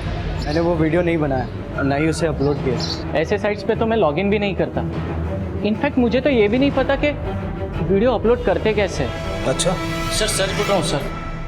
सर जिस IMEI नंबर के फ़ोन से वीडियो अपलोड किया गया था वो साक्षी के घर पढ़ने आने वाले तीनों स्टूडेंट्स और आकाश के फ्रेंड अंकित किसी के फ़ोन से मैच नहीं करता। पता लगा ये IMEI कोड वाला फ़ोन कौन से मोबाइल स्टोर से खरीदा गया। अब तक पुलिस के सामने 2 अलग अलग घटनाएं आई थी। पहली, सत्यभामा का अचानक लापता हो जाना और ऐसा लगना कि जैसे वो खुद अपना घर छोड़कर गई हो, और दूसरी साक्षी के आपत्तिजनक MMS का वायरल होना। वैसे तो इन दोनों केसेस के बीच में कोई लिंक नहीं था सिवाय कॉलेज के, लेकिन जैसे ही पुलिस ने इस वायरल वीडियो की छानबीन को आगे बढ़ाया तो इस केस के तार सत्यभामा से भी जुड़ने लगे। सर ये साक्षी त्रिवेदी ओरिजिनली अहमदाबाद से 1 साल पहले इसने कॉलेज ज्वाइन किया और करीब 3 महीने पहले इसकी सगाई हुई आकाश दीक्षित के साथ, और उसके बाद ये आकाश के साथ उसी के फ्लैट में रहती है, लेकिन दोनों के बीच कोई झगड़े या अनबन की कोई खबर नहीं है। आकाश और साक्षी के कॉल रिकॉर्ड्स में कुछ सस्पिशियस निकला? सर हमने आकाश के कॉल रिकॉर्ड्स को चेक किया तो पता चला कि उसके और उसके कॉलेज की डीन सत्यभामा के बीच अक्सर बातें हुआ करती, और करीब 3 महीने पहले तक उनकी मोबाइल की लोकेशन अक्सर सत्यभामा के घर की ही हुआ करती थी। सर एक बात और पता चली, सत्यभामा की बेटी रूही भी 2 महीने पहले तक रुपेश, मानव और प्रतीक के साथ साक्षी के घर ट्यूशन पढ़ने जाती थी। प्रभु ऐसा करो, इस सत्यभामा, उसकी बेटी रूही और उसके एक्स हस्बैंड संदेश के कॉल रिकॉर्ड्स में निकलवाओ। पुलिस अब ये पता लगाने में जुट गई कि साक्षी के वायरल वीडियो का केस कहीं सत्यभामा के अचानक गायब हो जाने से तो नहीं जुड़ा, और सत्यभामा की कॉल डिटेल में कुछ नए समीकरण सामने आए। सर, सत्यभामा की फोन लोकेशन के मुताबिक 2 सितंबर को सुबह 9 बजे से शाम 5 बजे तक वो कॉलेज में थी। फिर शाम को 6 बजे से 10 बजे तक वो घर में थी। 10 बजे वो अपने घर से निकली और 10:30 बजे घोड़बंदर रोड पहुंची। घोड़बंदर रोड? जी सर। और उसके 1 घंटे 20 मिनट बाद 11:50 से सुबह 6 बजे तक उसकी मोबाइल की लोकेशन वडोदरा की तरफ मूव कर रही थी। 6 बजे वडोदरा पहुंची और उसका मोबाइल स्विच ऑफ हो गया, जो अब तक बंद है। 1 घंटा 20 मिनट घोड़बंदर रोड में? वहां किससे मिलने गई हो? सर, 2 सितंबर को संदेश की फोन की लोकेशन घोड़बंदर रोड की ही थी और रात 10:30 बजे तक रूही का फोन भी उसी एरिया में एक्टिव था, जिसके बाद उसका फोन स्विच ऑफ हो गया। और अगले दिन रात 8 बजे जब उसका फोन स्विच ऑन हुआ, वो अपने पिता संदेश के साथ पुणे में थी। सत्यभामा ने रूही को मेल किया था 2 सितंबर रात 11:45 को, यानी कि वडोदरा जाने से ठीक 5 मिनट पहले। सर, उसी रात सत्यभामा ने रात 10 और 10:30 के बीच रूही को 3 वॉइस मैसेज भी भेजे थे। मैं उनका फोन रिसीव करती तो वो मुझे घर बुला लेती, इसलिए मैंने फोन ऑफ कर दिया। आप तब रूही के साथ थे? जी, वो एक्चुअली मैं 1 सितंबर को पूना से मुंबई आ गया था। मैं पूना में ही रहता। रुके कहाँ थे? Hotel Blue Star, Ghodbunder road, Thane. Satyabhama के फोन की लास्ट लोकेशन उस रात की घोड़बंदर रोड की है। लेकिन सर, सत्यभामा हमारे साथ नहीं थी, और वैसे भी मैं और रूही उसी रात पूना वापस चले गए। माना कि रूही सत्यभामा से बात नहीं करना चाहती थी, लेकिन आप तो उससे बात करके उसको अश्योर कर सकते थे ना। फैक्ट ये है कि मैं सत्यभामा से बहुत कम बात करता हूँ। जब वो गुस्से में होती है तब तो बिल्कुल भी नहीं। आपको कैसे पता वो गुस्से में थी? क्योंकि मैं हमेशा के लिए पापा के साथ पुणे जा रही थी, लेकिन वो जबरदस्ती मुझे रोकना चाहती थी। तुम कहीं नहीं जाओगी और तुम वही करोगी जो मैं तुम्हें कहूंगी। मैं आपके साथ नहीं, पापा के साथ रहूंगी, समझी आप? रूही, रूही रुको, रूही प्लीज बेटा, रूही। साहब, मुझे नहीं पता कि मैडम और रूही में झगड़ा क्यों हुआ, लेकिन हाँ, उस रात पहले रूही गई, फिर थोड़ी देर बाद मैडम भी चली गई। उस दिन बहुत गुस्से में लग रही थी साहब। वो हमेशा मुझ पे गुस्सा करती, ये मत करो, यहाँ मत जाओ, उससे मत मिलो। लेकिन अब मैं एक अडल्ट हूँ, मुझे अपने फैसले लेने का पूरा हक है। और जब मैंने पापा के साथ रहने का फैसला लिया तो बस एक मेल करके वो ये साबित करना चाहती है कि वो गिल्ट में है। तुम्हारी माँ पिछले 2 हफ्तों से लापता है, तुम्हें उनकी जरा भी फिक्र नहीं। फिर मैं भी तो अपने लेवल पर उसको ढूंढने की कोशिश कर रहा हूँ। वडोदरा में पता किया? वडोदरा? 3 सितंबर को सत्यभामा का फोन वडोदरा में बंद हुआ। वहाँ कोई दोस्त या रिश्तेदार है उसका? नहीं। लगता है तुम अपनी माँ के बारे में अपने पापा से ज्यादा जानती हो। हाँ, पापा और उनका रिश्ता तो सिर्फ 10 साल का था, लेकिन मैं 19 साल से उनको झेल रही हो। बोल दो, क्योंकि मुझे वैसे भी महसूस नहीं हो रहा कि तुम अपनी माँ से प्यार करती हो। प्यार तो वो भी नहीं करती थी मुझसे। जब मैं 9 साल की थी तो उन्होंने मुझे मेरे पापा से अलग कर दिया। रूही, तुम प्रोफेसर साक्षी के पास ट्यूशन पढ़ने जाती थी? हाँ। तो छोड़ क्यों दी? ट्यूशन क्या, मैंने तो कॉलेज भी छोड़ दिया। मुझे इस शहर में रहना ही नहीं है। प्रोफेसर आकाश का तुम्हारे घर आना जाना था?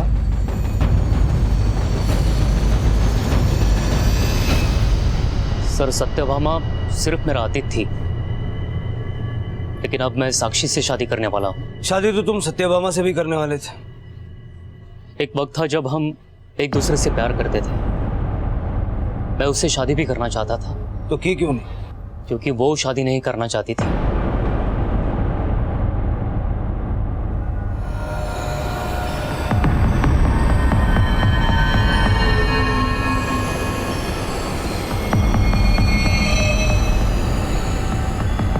तुम किसी से भी मिलो, मुझे क्या प्रॉब्लम हो सकती है? मैं तो सजेस्ट कर रहा हूँ कि अगर वो इतना पसंद है, शादी कर लो उससे।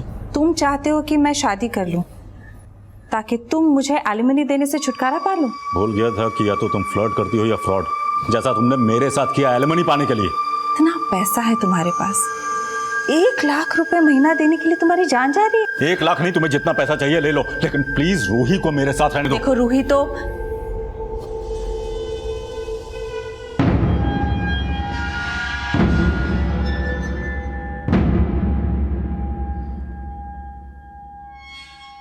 आकाश प्लीज गलत मत समझो। कब शादी कर रही हो? तुम अभी भी मेरे प्यार पे शक कर रहे हो। मैं अब भी तुम्हें मौका दे रहा हूँ। बीवी बनाना चाहते हो ना तुम मुझे?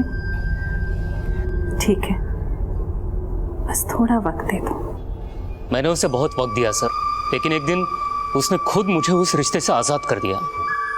मुझे नहीं लगता कि रूही हमारे इस रिश्ते को समझ पाएगी। क्यों नहीं समझ पाएगी? मैं रूही से बात करता हूँ। नहीं आकाश, तुम रूही से इस बारे में कोई बात नहीं करोगे। मतलब तुम मुझसे शादी नहीं करोगी? तुम क्यों नहीं समझ रहे हो इस बात को?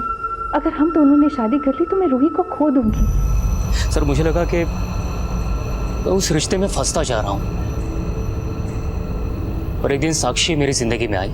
लेकिन सत्यभामा से तुम्हारा मिलना जुलना तो अभी तक बरकरार था। सर हम लोग दोस्त थे और हमेशा रहेंगे। सर, जिस IMEI नंबर के एंड्रॉयड फ़ोन से साक्षी का वीडियो अपलोड हुआ था, वो एक स्टोर से 29 अगस्त को खरीदा गया था। उस स्टोर की 29 अगस्त की CCTV फुटेज।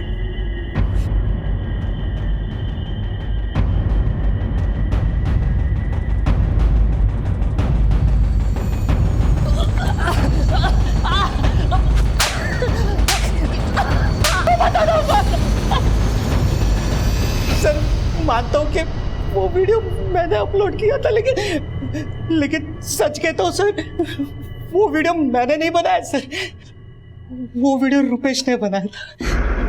मैंने तो बस उस वीडियो को मॉडिफाई किया था सर।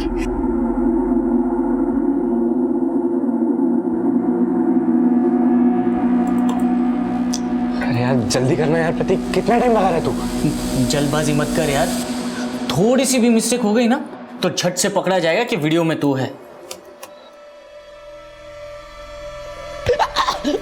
अपलोड किसके कहने तक किया? बस मस्ती में।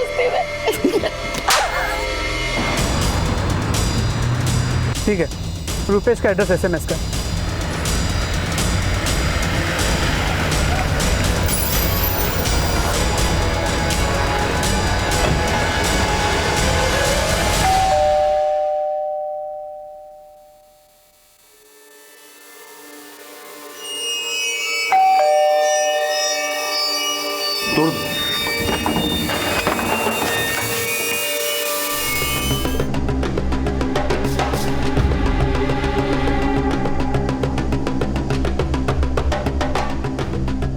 याला बरोबर चेक कर, नंतर रूम्स पण चेक कर। सर, सुसाइड नोट रुपेश के पॉकेट से मिला है। Sorry Sakshi ma'am, sorry Roohi, sorry Satyabhama ma'am. Sakshi को उसने सॉरी लिखा क्योंकि उसने साक्षी का वीडियो बनाया था, लेकिन ये रूही और सत्यभामा को उसने सॉरी क्यों लिखा?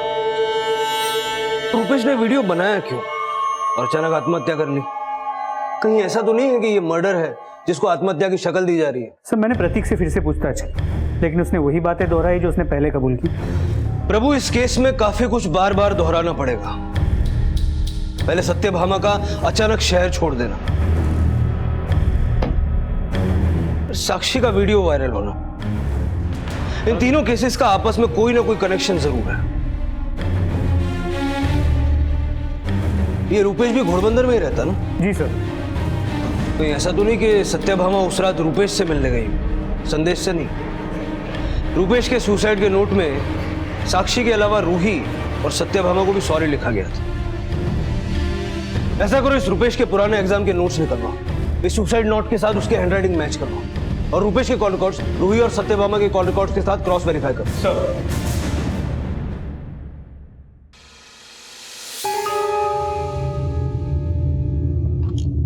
रूही, सत्यभामा का कोई मेल, मैसेज या कोई फोन आया?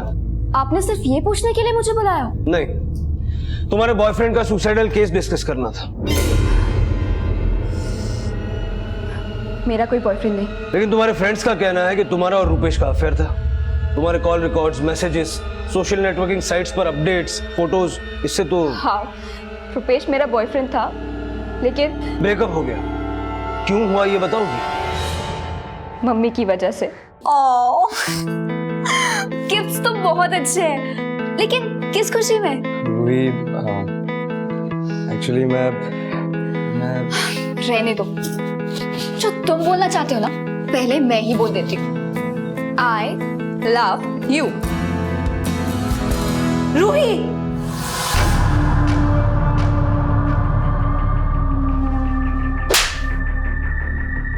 मम्मी ने रुपेश को मारा ही नहीं, उसे रस्टिकेट करने की धमकी दी।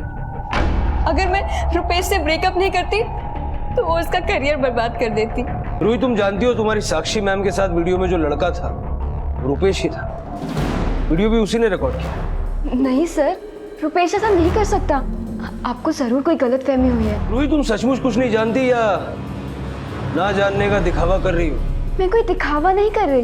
2 महीने पहले तुमने ट्यूशन छोड़ा, रुपेश से मिलना भी उससे पहले बंद किया होगा, लेकिन उसके बाद भी सत्यभामा अक्सर रुपेश को फोन करती थी। कहीं ऐसा तो नहीं कि? मुझे नहीं पता वो रुपेश को क्यों फोन करती थी। जब वो आए तब उनसे पूछ लेना। सर, संदेश ने 1 सितंबर को घोड़बंदर रोड के ब्लू स्टार होटल में दोपहर के 2 बजे चेक इन किया। वो 2 सितंबर की रात 10 बजे चेकआउट किया, लेकिन ना रूही उस होटल में गई ना सत्यभामा। प्रभु, कहीं ऐसा तो नहीं कि रूही उस रात पुणे जाने से पहले रुपेश के घर गई हो और रूही और सत्यभामा के झगड़े की वजह संदेश नहीं रुपेश हो? संदेश, रूही और सत्यभामा की मेड कमली, इन तीनों पे नजर रखो। मुझे लगता है इन तीनों ने गलत बयानी की है। और 2 सितंबर की रात को मुंबई से वडोदरा तक के हर टोल नाके का फुटेज मंगवाओ। चेक करो कि सत्यभामा वाकई वडोदरा गई थी या सिर्फ उसके फोन को ट्रैवल करवाया गया। सर,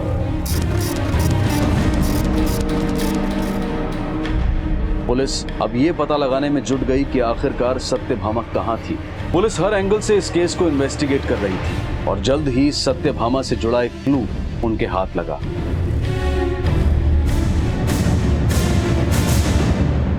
सर, 2 सितंबर की रात से 3 सितंबर की सुबह तक सत्यभामा की कार मुंबई से वडोदरा के बीच के हर टोल नाके से गुजरी थी।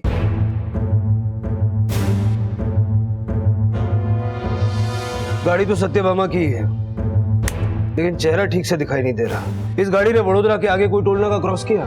नहीं सर। सर, पता चला कि सत्यभामा की मेड कमली ने 3 दिन पहले श्रीहरि ज्वेलर्स से 2.5 लाख की ज्वेलरी खरीदी थी। सर, मैं सच बोल रही हूँ, वो पैसा मैंने पाई करके जोड़ा है। मैं चोर नहीं हूँ साहब, मैंने कोई चोरी नहीं की। रूही ने तुम्हारे नाम की चोरी की शिकायत दर्ज की है। क्या? संदेश का भी यही मानना है। वो सारे लोग झूठे हैं साहब। उन लोगों ने तो मुझे खुद 3 लाख रुपए दिए हैं कि मैं आपसे कुछ भी सच ना बताऊं। कौन सी सच्चाई?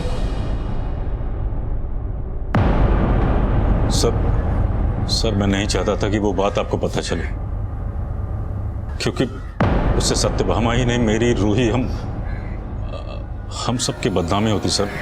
बस इसीलिए पैसे दिए थे कमली को चुप रहने के लिए। चुप रहने का कोई फायदा नहीं, कमली हमें सब बता चुकी है। 2 सितंबर की रात को तुम्हारे और सत्यभामा के बीच के झगड़े की वजह तुम्हारे पापा नहीं, रुपेश था।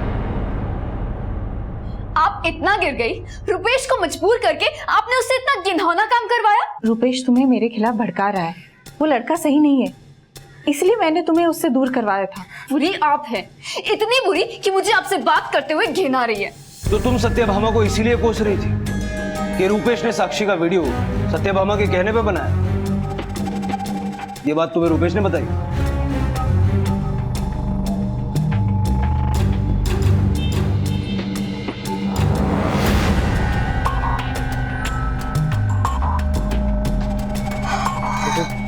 देखो प्लीज, मुझे तुम गलत मत समझना। तुम्हारी मॉम नहीं कहा था मुझे ये सब कुछ करने के लिए। मैंने जानबूझकर नहीं किया। फिर रुपेश ने मुझे बताया मम्मी ने उसे ये वीडियो बनाने के लिए कैसे चीट किया।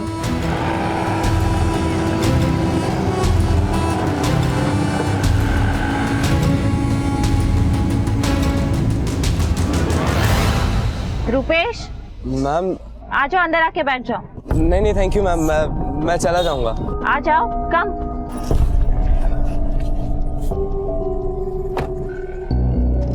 तो तुम रूही से सच्ची में प्यार करते हो या ऐसे ही फ्लर्ट कर रहे थे? नहीं मैम, मैं रूही से सच में। साबित कैसे करोगे? मैं कुछ समझा नहीं, आप क्या कह रही हैं? मैं तुम्हें एक मौका देती हूँ। तुम अगर रूही के साथ ये रिलेशनशिप कंटिन्यू करना चाहते हो तो तुम्हें मेरा एक काम करना होगा। काम करना होगा? रुपेश मम्मी की बातों में आ गया था। प्रतीक और मानव टाइम से पहले चले जाते हैं और तुम्हें 1 घंटा भी कम पड़ता है। लगता है फीस बढ़ानी पड़ेगी तुम्हारी। कॉफी पियो।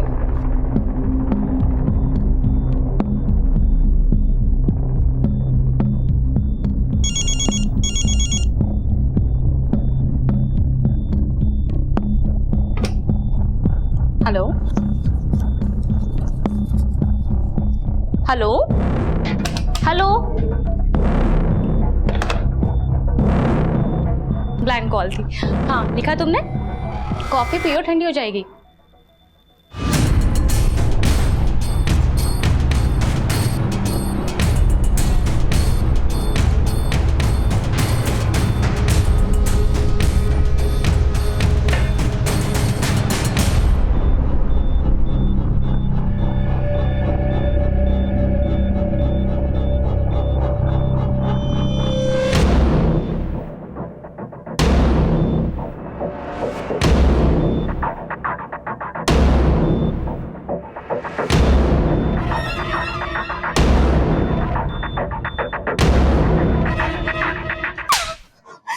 मम्मी ने कहा और तुमने मान लिया, और तुम्हें लगता है ये सब करने के लिए मैं तुम्हें प्रेज करूंगी? मुझे पाने के लिए तुमने साक्षी मैम के साथ। रुपेश ने बताया कि वो वीडियो पहले ही मम्मी को दे चुका था और उन्होंने ये डीवीडी। Oh good. और ये लो तुम्हारे काम की कीमत। नहीं मैम, नहीं चाहिए मुझे। अरे रख लो, और इसके बाद रूही से मिलने की कोशिश भी मत करना। बट मैम आपने तो कहा था कि... क्या कहा था? मैं तो तुम्हें टेस्ट कर रही थी कि तुम रूही से सच्ची में प्यार करते भी हो या फिर... तुमने तो साबित कर दिया कि तुम बहुत ही गिरे हुए इंसान हो। मैं सच में रूही से बहुत प्यार करता हूँ मैम। मैम मुझे कोई पैसे नहीं चाहिए मैम। मैं रूही से सच में बहुत प्यार करता हूँ। Enough! Stop all this! मिलूंगा मैं रूही से, देखता हूँ क्या करती है आप। खबरदार जो तुमने रूही से मिलने की कोशिश भी की, नहीं तो इस वीडियो के बेसिस पे तुम्हें पुलिस के हवाले कर सकती हूँ। तुमने इस वीडियो के बारे में साक्षी को बताया था? मैं किस मुंह से उन्हें ये बातें बताती? 2 सितंबर की रात को तुम रुपेश के घर गई थी? मैं रुपेश के घर क्यों जाऊंगी सर? उस दिन मैंने सिर्फ मम्मी के साथ ही नहीं, रुपेश से भी सारे रिश्ते खत्म कर दिए थे। प्रभु ये तो साफ है कि साक्षी का वो वीडियो रुपेश ने ही बनाया, लेकिन साक्षी का ये कहना था कि उसे बिल्कुल भी एहसास नहीं हुआ कि वो वीडियो किसने बनाया, जबकि रूही का ये कहना है कि सत्यभामा ने वो वीडियो रुपेश से बनवाया। कोई ऐसा तो नहीं है कि ये वीडियो बनवाने के पीछे सत्यभामा का कोई और ही मकसद हो? तो हो सकता है कि वो इस वीडियो के जरिए साक्षी को बदनाम करके आकाश को अपनी जिंदगी में वापस लाना चाहती है, पर यह भी हो सकता है कि वो आकाश और साक्षी को ब्लैकमेल भी कर रही है। नहीं सर, सत्यभामा ने कभी वो वीडियो दिखा कि मुझे ब्लैकमेल नहीं किया।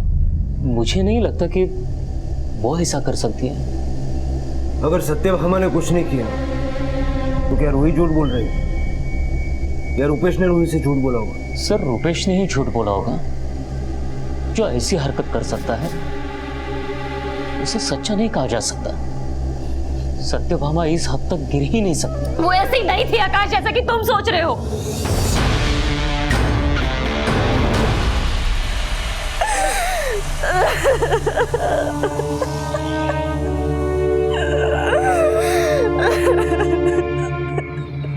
ये वीडियो सत्यभामा ने मुझे दिखाया था।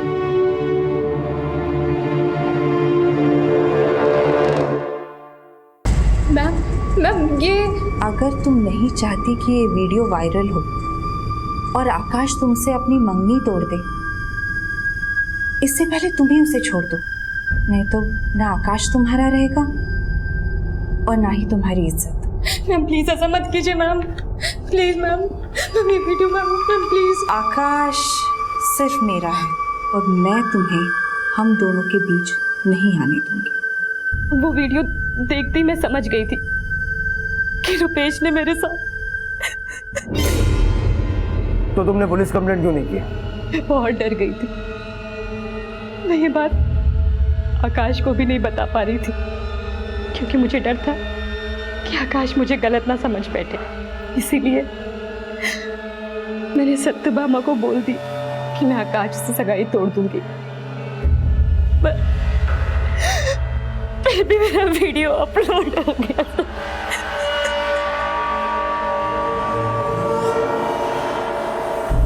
तो साक्षी के बयान से ये तो साफ है कि सत्यभामा इस वीडियो के जरिए आकाश को अपनी ज़िंदगी में वापस लाना चाहती थी, लेकिन प्रतीक ने इस वीडियो को 2 सितंबर को ही अपलोड कर दिया।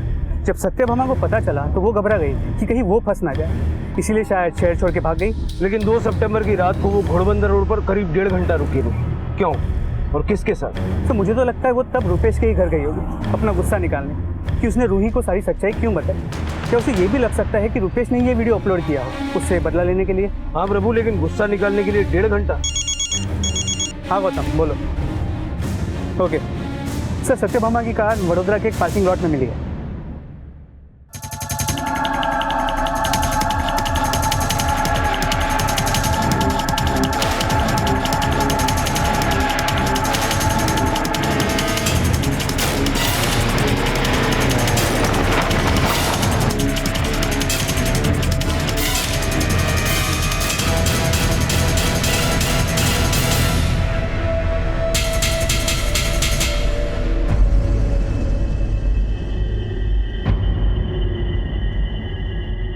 इस पार्किंग लॉट के अटेंडेंट तुम ही हो? जी सर। ये गाड़ियों की रिकॉर्ड्स कैसे मेंटेन करते हो? सर हम सब ये रजिस्टर में लिख लेते, गाड़ी कब आती है कब जाती है। ये गाड़ी का रिकॉर्ड बताओ।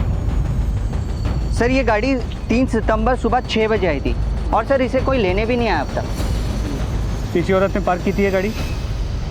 सर ठीक से याद नहीं, लेकिन कोई औरत ही थी। सर रुपेश की पोस्टमार्टम रिपोर्ट, मौत गला घुटने की वजह से हुई है।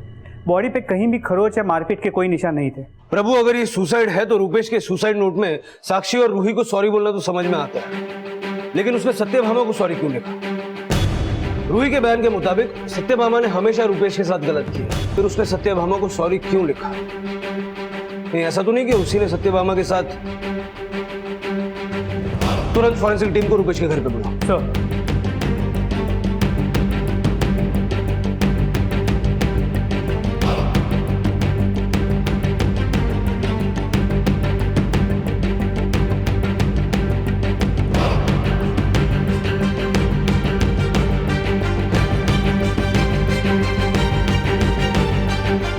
सर यहाँ कुछ ब्लड ट्रेसेस मिले हैं। कितने पुराने होंगे ये ब्लड ट्रेसेस? ये तो सर अभी एग्जामिन करने के बाद ही बताया जा सकता है।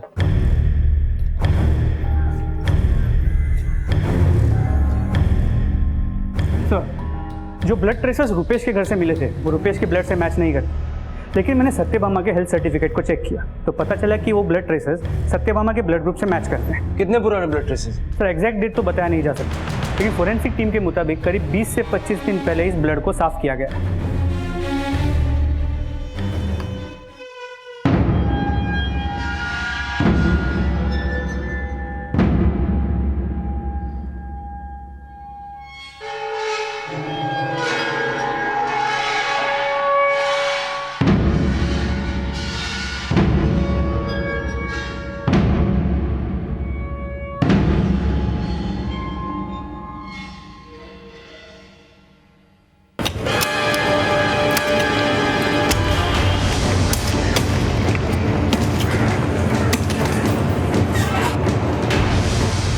रुक जाओ। प्रभु सर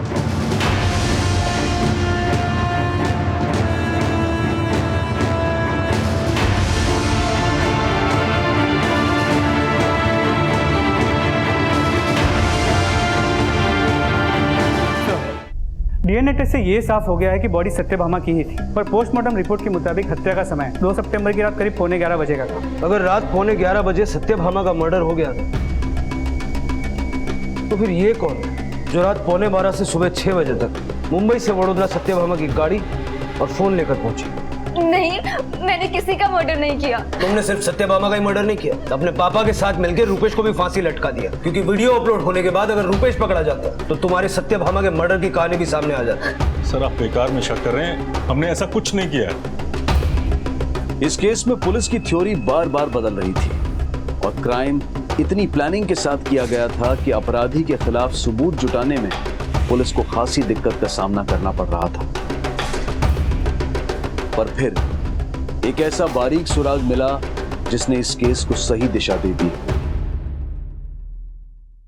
2 सितंबर की रात को तेरे फोन का लोकेशन तेरे घर का था, लेकिन 3 की सुबह 11 बजे वलसाड़ के एटीएम से तूने विड्रॉल कैसे किया? सर वो मेरा एटीएम कार्ड खो गया था, मैंने उसी दिन बैंक में कंप्लेंट भी रजिस्टर करवाई थी। आप चाहे तो चेक कर सकते हैं सर। वलसाड़ एटीएम की सीसीटीवी फुटेज चेक कर ली। वडोदरा से मुंबई लौटते हुए तेरे एटीएम कार्ड से तूने नहीं, साक्षी ने पैसे विड्रॉ किए थे।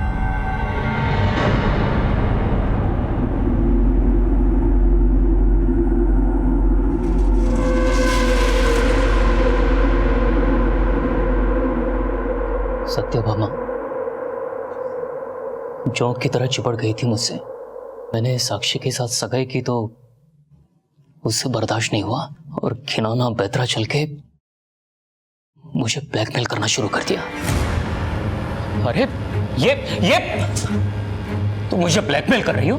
तुम अब मेरे हाथों की कठपुतली बन चुके हो। मैं जैसे नचाना चाहूं तुम्हें नाचना होगा, समझे? उसने मुझे इतना मजबूर कर दिया कि मैं ना चाहते हुए भी उसके हाथों की कठपुतली बन के रह गया था। मैंने साक्षी को सब बता दिया और इससे पता चल गया कि वो वीडियो रुपेश ने ही बनाया होगा। मैं जानता था सत्यभामा की कमजोर नब्ज उसकी बेटी रूही थी और रूही को उससे दूर करने के लिए मैंने रुपेश को उकसाया कि वो रूही को सच बता दे।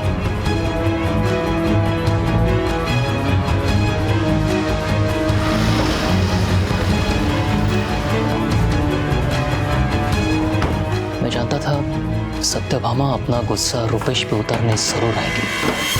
तुम्हारी हिम्मत कैसे हुई रूही को सब कुछ बताने की? हाँ?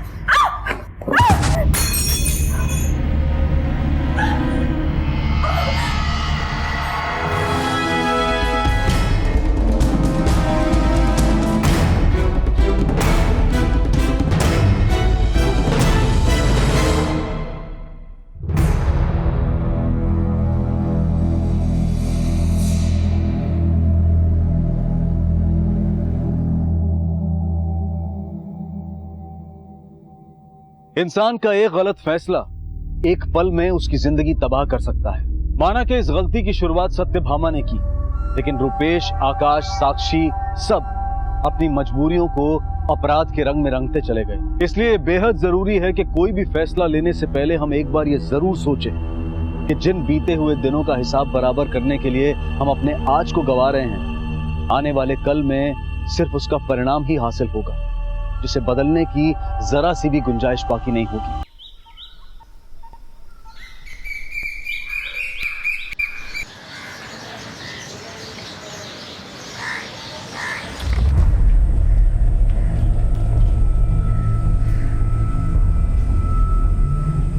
पोरी, तू काम नहीं करेगी तो गुजारा कैसे होगा?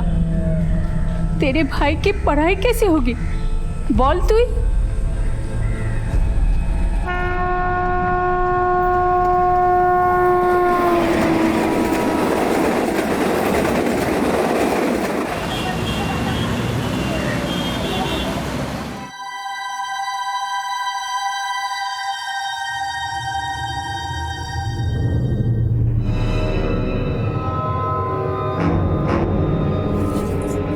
चोरी कर रही थी? नहीं। हाँ? चोरी कर रही थी? नहीं, मैं वो ये केस एक ऐसी बच्ची का है जिसका बचपन अभावों में गुजरा और इन्हीं अभावों में तबाह भी हो गया। तो क्या अपनों की बुनियादी जरूरतों को पूरा करने की कोशिश ने ही पोरी को एक अपराधी बना दिया था? आखिर क्या वजह रही होगी कि पोरी गुनाहों की सीढ़ियां चढ़ रही थी और एक मामूली चोर से एक खूनी और एक बच्चा चुराने वाली बन गई?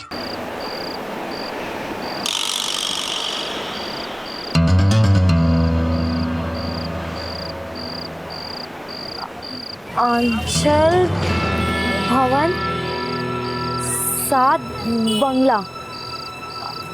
आंचल भवन 7 बंगला।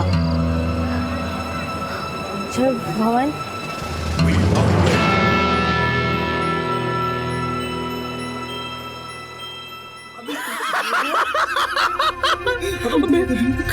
कहाँ से लाया यार तुम?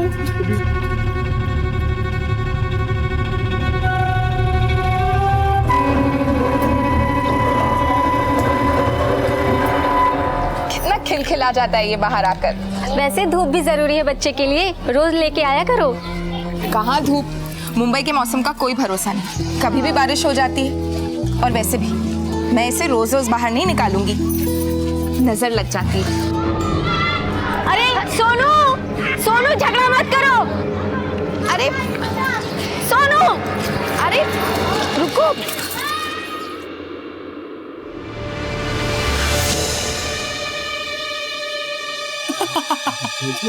कहाँ से लाया?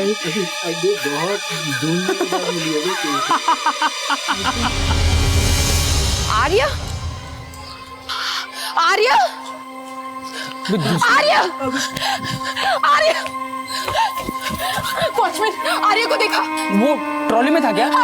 मैडम जी, एक लड़की अभी अभी वो ट्रॉली लेके बाहर गई है। कौन लड़की? आर्या, आर्या, आर्या, आर्या, मेरा बच्चा, आर्या,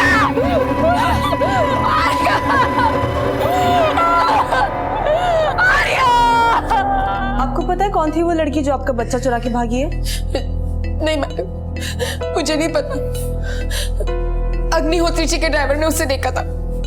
सर, मैंने उसका चेहरा तो नहीं देखा, पर कोई 15-16 साल की लड़की होगी। गंदे से कपड़े पहने हुए थे। मुझे लगा बच्चे की आया है तो बाहर घुमाने ले जा रही है। ठीक है, जा सकते हो। अगर वो लड़की किसी किडनैपर गैंग से है तो बच्चे के पेरेंट्स को फिरौती के लिए कॉल आ सकता है। उनका फोन सर्वेलेंस पे डलवाओ और चाइल्ड ट्रैफिकिंग और बेगर गैंग से जुड़े जितने भी क्रिमिनल्स रिहा हुए हैं सबको लाइन अप करो। Okay sir. और एक टीम आंचल भवन के आसपास के एरिया में पूछताछ के लिए भेजो, शायद उस लड़की का हुलिया सामने आए। Right sir.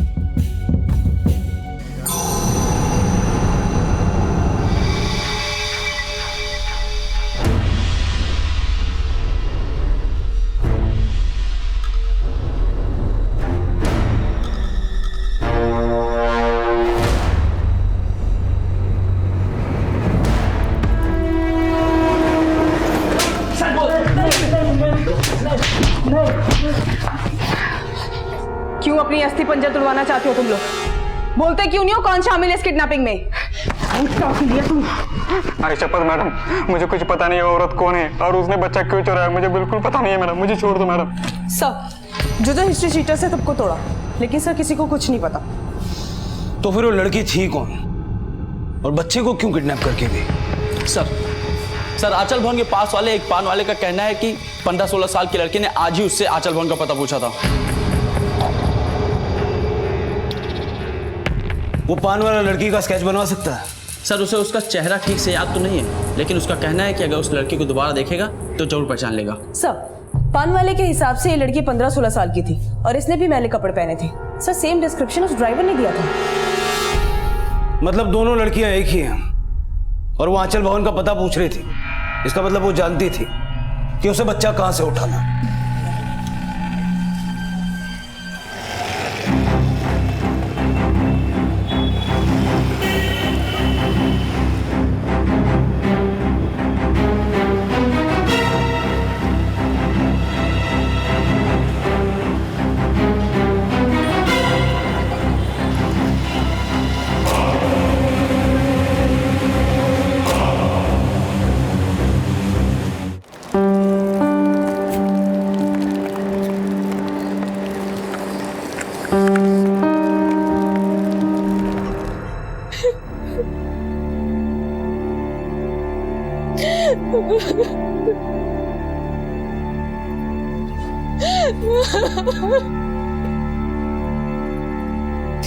मोहित, मुझे मेरा बच्चा वापस ला दो।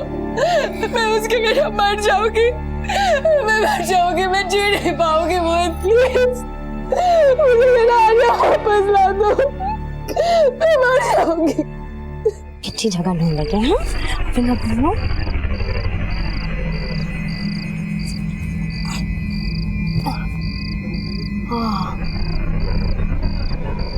ये बिल अच्छा है ना? चल आजा। ए देखो, ये है हमारा नया बिल। अब हम दोनों को इधर ही टाइम पास करना है। बोरगिएलो दिशे भूल भूलिते ध्यान केचे काज ना दिगो किसे। पूरी उम्र में छोटी थी लेकिन समझ में काफी परिपक्व। उसके हाव भाव से तो यही लग रहा था कि वो इस बच्चे को कोई नुकसान नहीं पहुंचाना चाहती थी, लेकिन उसने ये बच्चा क्यों और किस मकसद से किडनैप किया, इसका खुलासा होना अभी बाकी था। और इसी बीच पूरी के हाथों हुए एक और अपराध का खुलासा हुआ।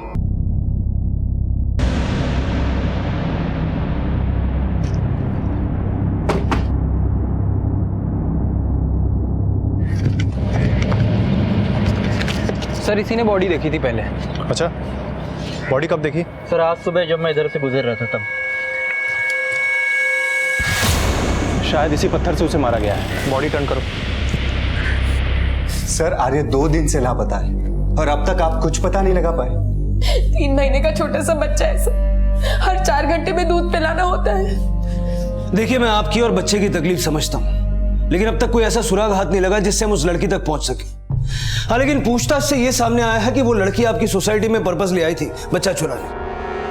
किसी लड़की से आपका डायरेक्ट या इनडायरेक्ट कोई कनेक्शन है जो आपके बेटे को किडनैप करे? सर अगर हमें किसी पे शक होता तो हम आपको पहले ही बता देते। शिंदे, इस जंगल में जाने का सिर्फ एक यही रास्ता है। इसका मतलब कि सीसीटीवी कैमरा में कुछ ना कुछ तो कैप्चर हुआ होगा। एक काम करो, पिछले 3 दिनों के सारे फुटेजेस मंगवाओ। सर पोस्टमार्टम रिपोर्ट के मुताबिक हत्या की वजह एक्सेसिव ब्लीडिंग है और हत्या का समय 27 जुलाई रात 1 बजे के आसपास का है। और सीसीटीवी फुटेज? सर आ गई।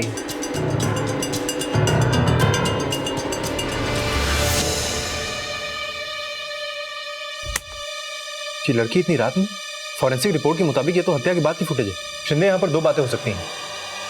या तो इस लड़की ने मर्डर होते हुए देखा है या तो इसने मर्डर किया है।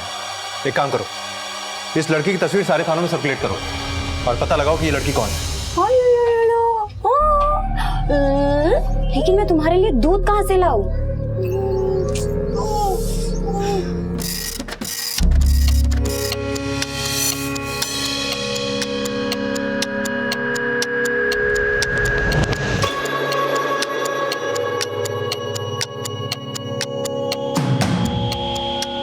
सर मैंने उसका चेहरा तो नहीं देखा, पर कोई 15-16 साल की लड़की होगी, गंदे से कपड़े पहने हुए थे। मुझे लगा बच्चे की आया है, बच्चे को घुमाने ले जा रही है। सर क्या ये वही लड़की है जिसने हमारे आर्य को किडनैप किया? आप पहचानते हैं इसे? नहीं सर, लेकिन अगर इस लड़की ने हमारे बच्चे को किडनैप किया है तो इस तस्वीर में हमारा बेटा इसके साथ क्यों नहीं है? ये फोटो 27 जुलाई की है और आपके बेटे की किडनैपिंग 28 जुलाई को हुई। आपके बेटे की किडनैपिंग से 1 रात पहले एक मर्डर हुआ जिसमें ये लड़की सस्पेक्ट है। क्या ये लड़की मर्डर है? कहीं से मेरे आर्य को कुछ कर तो नहीं दिया? मेरा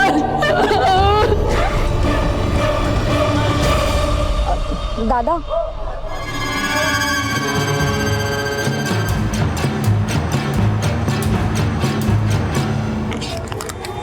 ये नहीं है।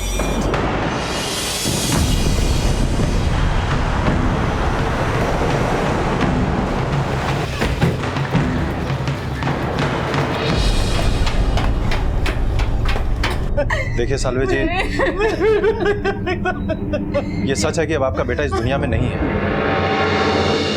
तरुण तो साहब मुंबई में नौकरी करता था। कैसी नौकरी? किसी सेठ के ड्राइवर था साहब। आपका बेटा मुंबई में रहता कहाँ था? ये तो पता नहीं साहब। आप लोग इस लड़की को पहचानते हैं? नहीं साहब, कौन है ये? हालांकि तरुण के माता पिता पूरी के बारे में कुछ भी नहीं जानते थे, लेकिन पुलिस को लग रहा था कि तरुण और पूरी के बीच में कोई ना कोई कनेक्शन जरूर है। पूरी ने तरुण का मर्डर क्यों किया, यह सवाल उतना ही रहस्यपूर्ण था जितना कि पूरी का मोहित के बच्चों को किडनैप करना। और इन सवालों के बीच पूरी की जिंदगी के कई ऐसे राज छुपे थे जो इस केस को बेहद पेचीदा बनाने वाले थे। सर, ये तरुण साल्वे है। सर, मैंने बोरीवली पुलिस स्टेशन में तरुण साल्वे केस के बारे में जानकारी ली। ये भिवानी का रहने वाला था, लेकिन सर तरुण साल्वे के परिवार वालों ने इस लड़की को आइडेंटिफाई नहीं किया, जो कि तरुण साल्वे केस की सस्पेक्ट है। और पटेल परिवार के बच्चे के किडनैपिंग की भी। ये तरुण मुंबई में रहता कहाँ था? हो सकता है वहां से इस लड़की के बारे में कोई इन्फॉर्मेशन मिले। सर, तरुण ने अपने पेरेंट्स को मुंबई का कोई एड्रेस नहीं दिया था। क्या कहीं ऐसा तो नहीं कि ये दोनों चाइल्ड ट्रैफिकिंग के किसी गैंग से ताल्लुक रखते हो? सर, एक दंपत्ति ने उस लड़की को पहचान लिया है जिसने किडनैपिंग की थी। सर, ये मेरे यहाँ मेट थी। नाम क्या है इसका? कहाँ की रहने वाली है? पोरी नाम है इसका, बंगाल से आई है ये। सर 1.5 साल पहले चोरी करते हुए मेरी वाइफ ने रंगे हाथों पकड़ा है इसे। सर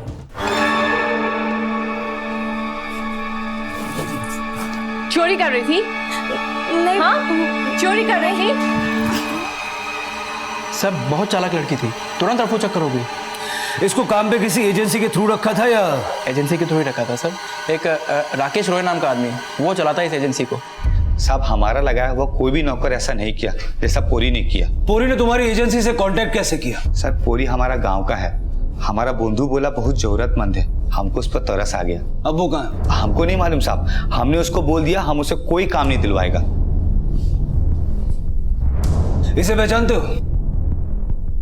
ना साहब। पोरी के परिवार में कौन कौन है? उसका माँ है और उसका छोटा भाई है। उसके गांव का एड्रेस दो हमको। जी साहब। चोरी, किडनैपिंग, मर्डर, इतनी सी दिखने वाली बच्ची इतने सारे अपराधों में शामिल है। लगता है ये सब करके या तो ये अपने गांव जा चुकी है या जाने की तैयारी में है।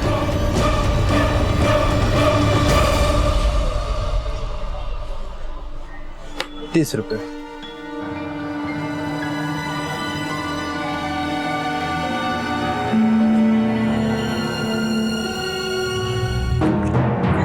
नहीं, मेरी पूरी कभी कुछ गलत नहीं कर सकती। वो तो मेहनत की कमाई से हमारा पेट भरती है। अभी कहाँ मेहनत कर रही है वो? मुंबई में। मुंबई में कहाँ? मुझे नहीं पता। वो राकेश रॉय काम पे लगाया था उसको। उसने जहाँ उसे काम पे लगाया था वहाँ से पहले वो चोरी करके भागी है। अभी कहाँ है वो? मेरी बेटी चोर नहीं है। चोर नहीं है तो कहाँ है वो?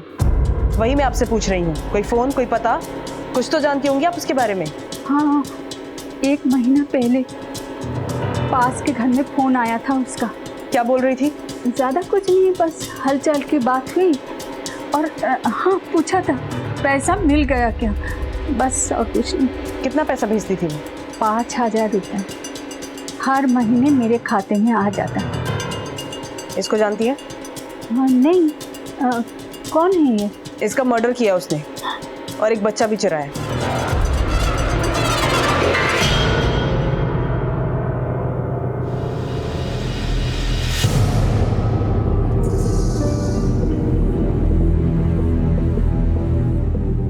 देख कितना कमाई हो गया। कौन है तू? कहाँ से आई है? अभी तो चिल्ला चिल्ला के सिक्के जमा कर रही थी, अब गूंगी बन गई है। छीन ले इसके पैसे। देखना ये इलाका। हाँ सर, ये वही लड़की है जो मेरी दुकान से चोरी करके भागी थी। क्या चुराया था उसने? शतावरी। शतावरी? हाँ।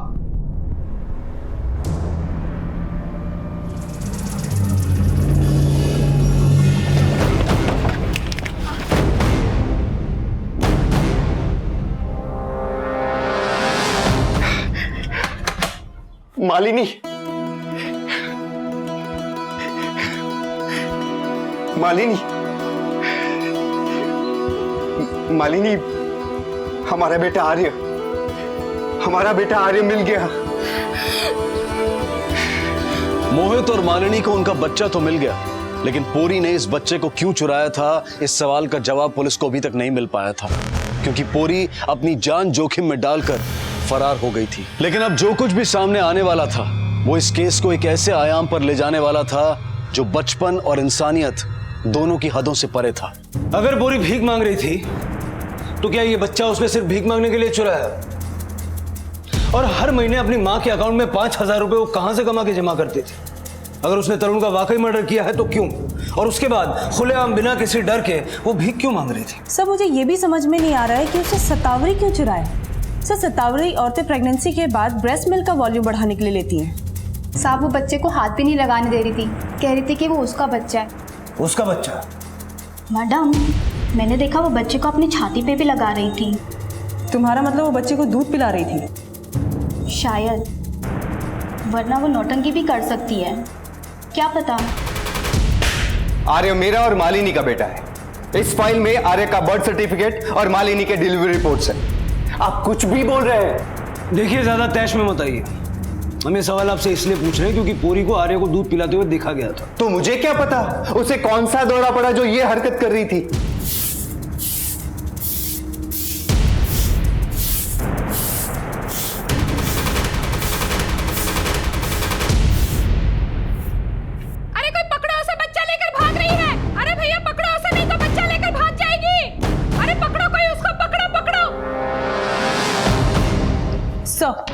मैंने आर्य का बर्थ सर्टिफिकेट और मालिनी का डिलीवरी सर्टिफिकेट क्रॉस चेक करा है। सर, हॉस्पिटल के रिकॉर्ड के मुताबिक आर्य मालिनी की कोख से ही पैदा हुआ है। सर, मलाड के अनाथालय से एक बच्ची चोरी हो गई है और वहाँ की वार्डन ने पोरी को आइडेंटिफाई कर लिया है।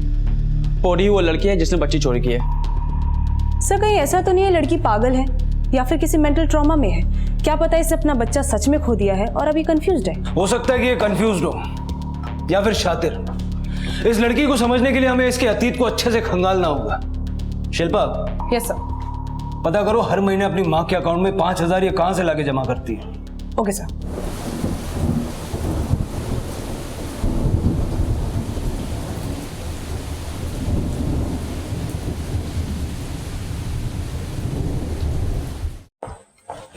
सर, पोरी की माँ के सहकारी बैंक के खाते में मलाड के एक ब्रांच से कैश जमा किया जाता है, लेकिन सर ये पोरी नहीं जमा करती। तो फिर कौन करता है? बताता साहब, पोरी का माँ का खाता में पैसा हम ही डालता था साहब। मतलब तू चाइल्ड ट्रैफिकिंग का धंधा करता है और पूरी तेरे लिए बच्चे किडनैप करके लाती है? ना साहब, प्लीज छोड़िए। तो पैसे क्या खैरात में बांटता है? हमको कोई और पैसा देता था साहब। कौन? तरुण साल्वे। इसे पहचानते हो? ना साहब। तरुण साल्वे को तो तू जानता ही नहीं था ना? हम झूठ बोल रहा था। क्यों देता था वो पैसे? साहब, चोरी के चलते जब पूरी का काम छूटा था तो तरुण साल्वे उसको काम दिलवाया था।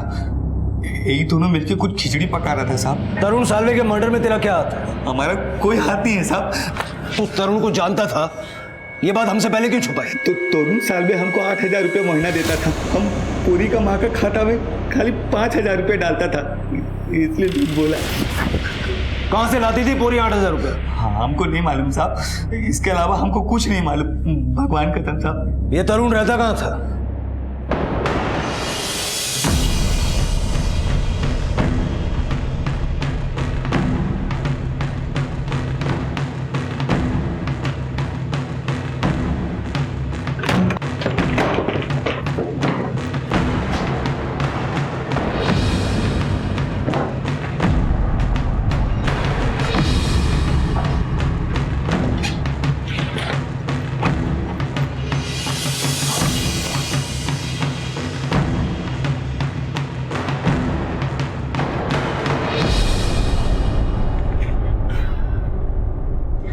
कपड़े देख के तो लगता है कि शायद पूरी तरुण के साथ रहती थी।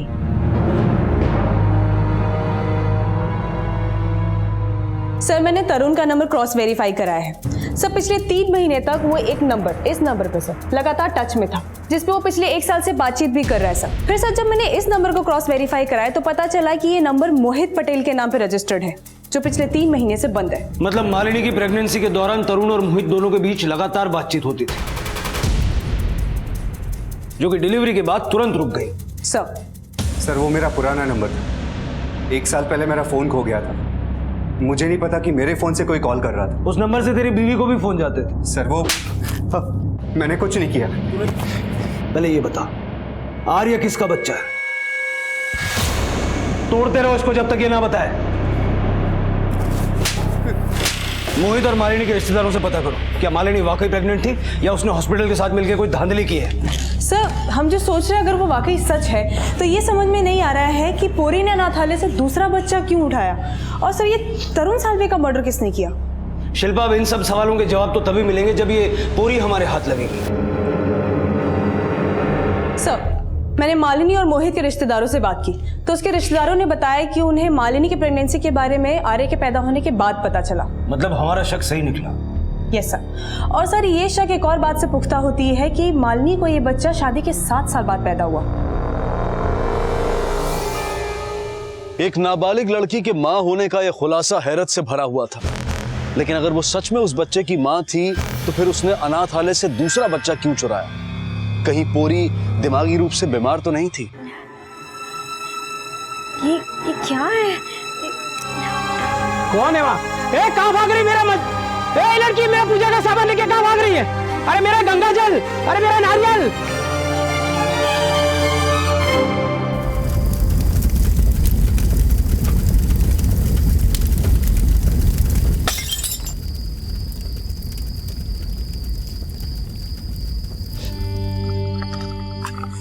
चलो इस बच्ची को। नहीं नहीं छोड़ो। नहीं, मैं नहीं दूंगी, मैं नहीं दूंगी। इस बच्ची को तुमने मारा? हाँ? नहीं मैडम, ये मेरी बच्ची है, मैं इसे क्यों मारूंगी? ये बच्ची तेरी है? हाँ, मेरे गांव में बोलते हैं कि अगर बच्चे का अंतिम संस्कार ना हो तो उसकी आत्मा भटकती रहती है। मैडम, मेरी चुटकी का अंतिम संस्कार हो जाने दीजिए, मैं हाथ जोड़ती हूँ। सच सच बताओ, तुम्हारे साथ हुआ क्या था? अगर वो बच्ची तुम्हारी है तो तुमने आंचल भवन से मोहित और मालिनी का बच्चा क्यों उठाया? क्योंकि वो बच्चा भी मेरा है साहब। मोहित और तरुण को कैसे जानते हो? तरुण सालवे पहले मोहित सेठ का ड्राइवर था। जब राकेश ने मुझे काम देने से मना कर दिया तब तरुण ने मेरी मदद की, अपनी खोली में रखा और फिर एक दिन मुझे बोला, तेरे लिए मस्त काम ढूंढा है मैंने। कैसा काम? बढ़िया काम है, बस तेरे को माँ बनना है। माँ? हाँ माँ, सरोगेट मदर बनने के लिए बोल रहा हूँ मैं तेरे को। Surrogate mother? ये क्या होता है? तो वो मुझे बोला कि आजकल औरत लोग बिना कुछ किए माँ बन सकते हैं और अगर मैं ये काम करूँ तो वो मेरी माँ को पैसे भेजता रहेगा। फिर एक दिन मोहित सेठ आया, उसके बाद मोहित सेठ और कई बार घर आया। वो घर आता, तरुण को पैसे देता और ये सब तब तक चलता रहा जब तक मैं गर्भवती नहीं हुई। सर मैंने पैसे दिए थे। रेप करने के पैसे दिए थे या नाबालिग लड़की को प्रेग्नेंट करने के? कभी भी मां नहीं बन सकती, इसीलिए तूने अपने पति के कुकर्म से एक नाबालिग की कोख खरीदनी चाहिए। मोहित सेठ ने मेरे साथ गलत किया, लड़के को अपना बना लिया और लड़की को अनाथालय छोड़ दिया। तरुण सालवे को क्यों मारा? क्योंकि उसने भी मोहित सेठ का साथ दिया, मेरे बच्चे उन्हें दे दिए और झूठे कागज दिखाकर मुझे बोला कि ये बच्चे मेरे नहीं है। लेकिन साहब मैंने जैसे तैसे मोहित सेठ और अनाथालय का पता निकाला, लेकिन तरुण वो पता भी मुझसे छीनना चाहता था। उससे बचने के लिए मैं जंगल में भाग गई, लेकिन वो मेरे पीछे पीछे जंगल तक भी आ पहुंचा। मैंने मेरी चुटकी को तो खो दिया, लेकिन मेरा लाल तो मुझे मिल जाएगा।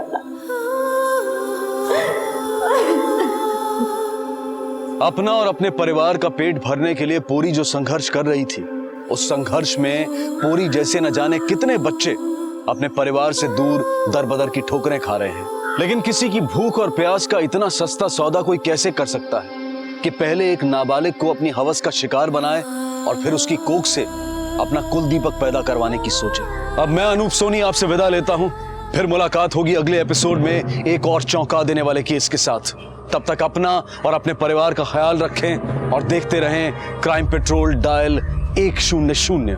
सबक एक को सीख हम सबको। जय हिंद। क्राइम पेट्रोल्स के और भी दिलचस्प कहानी देखने के लिए हमारे चैनल को सब्सक्राइब करें और बेल आइकॉन दबाना न भूलें।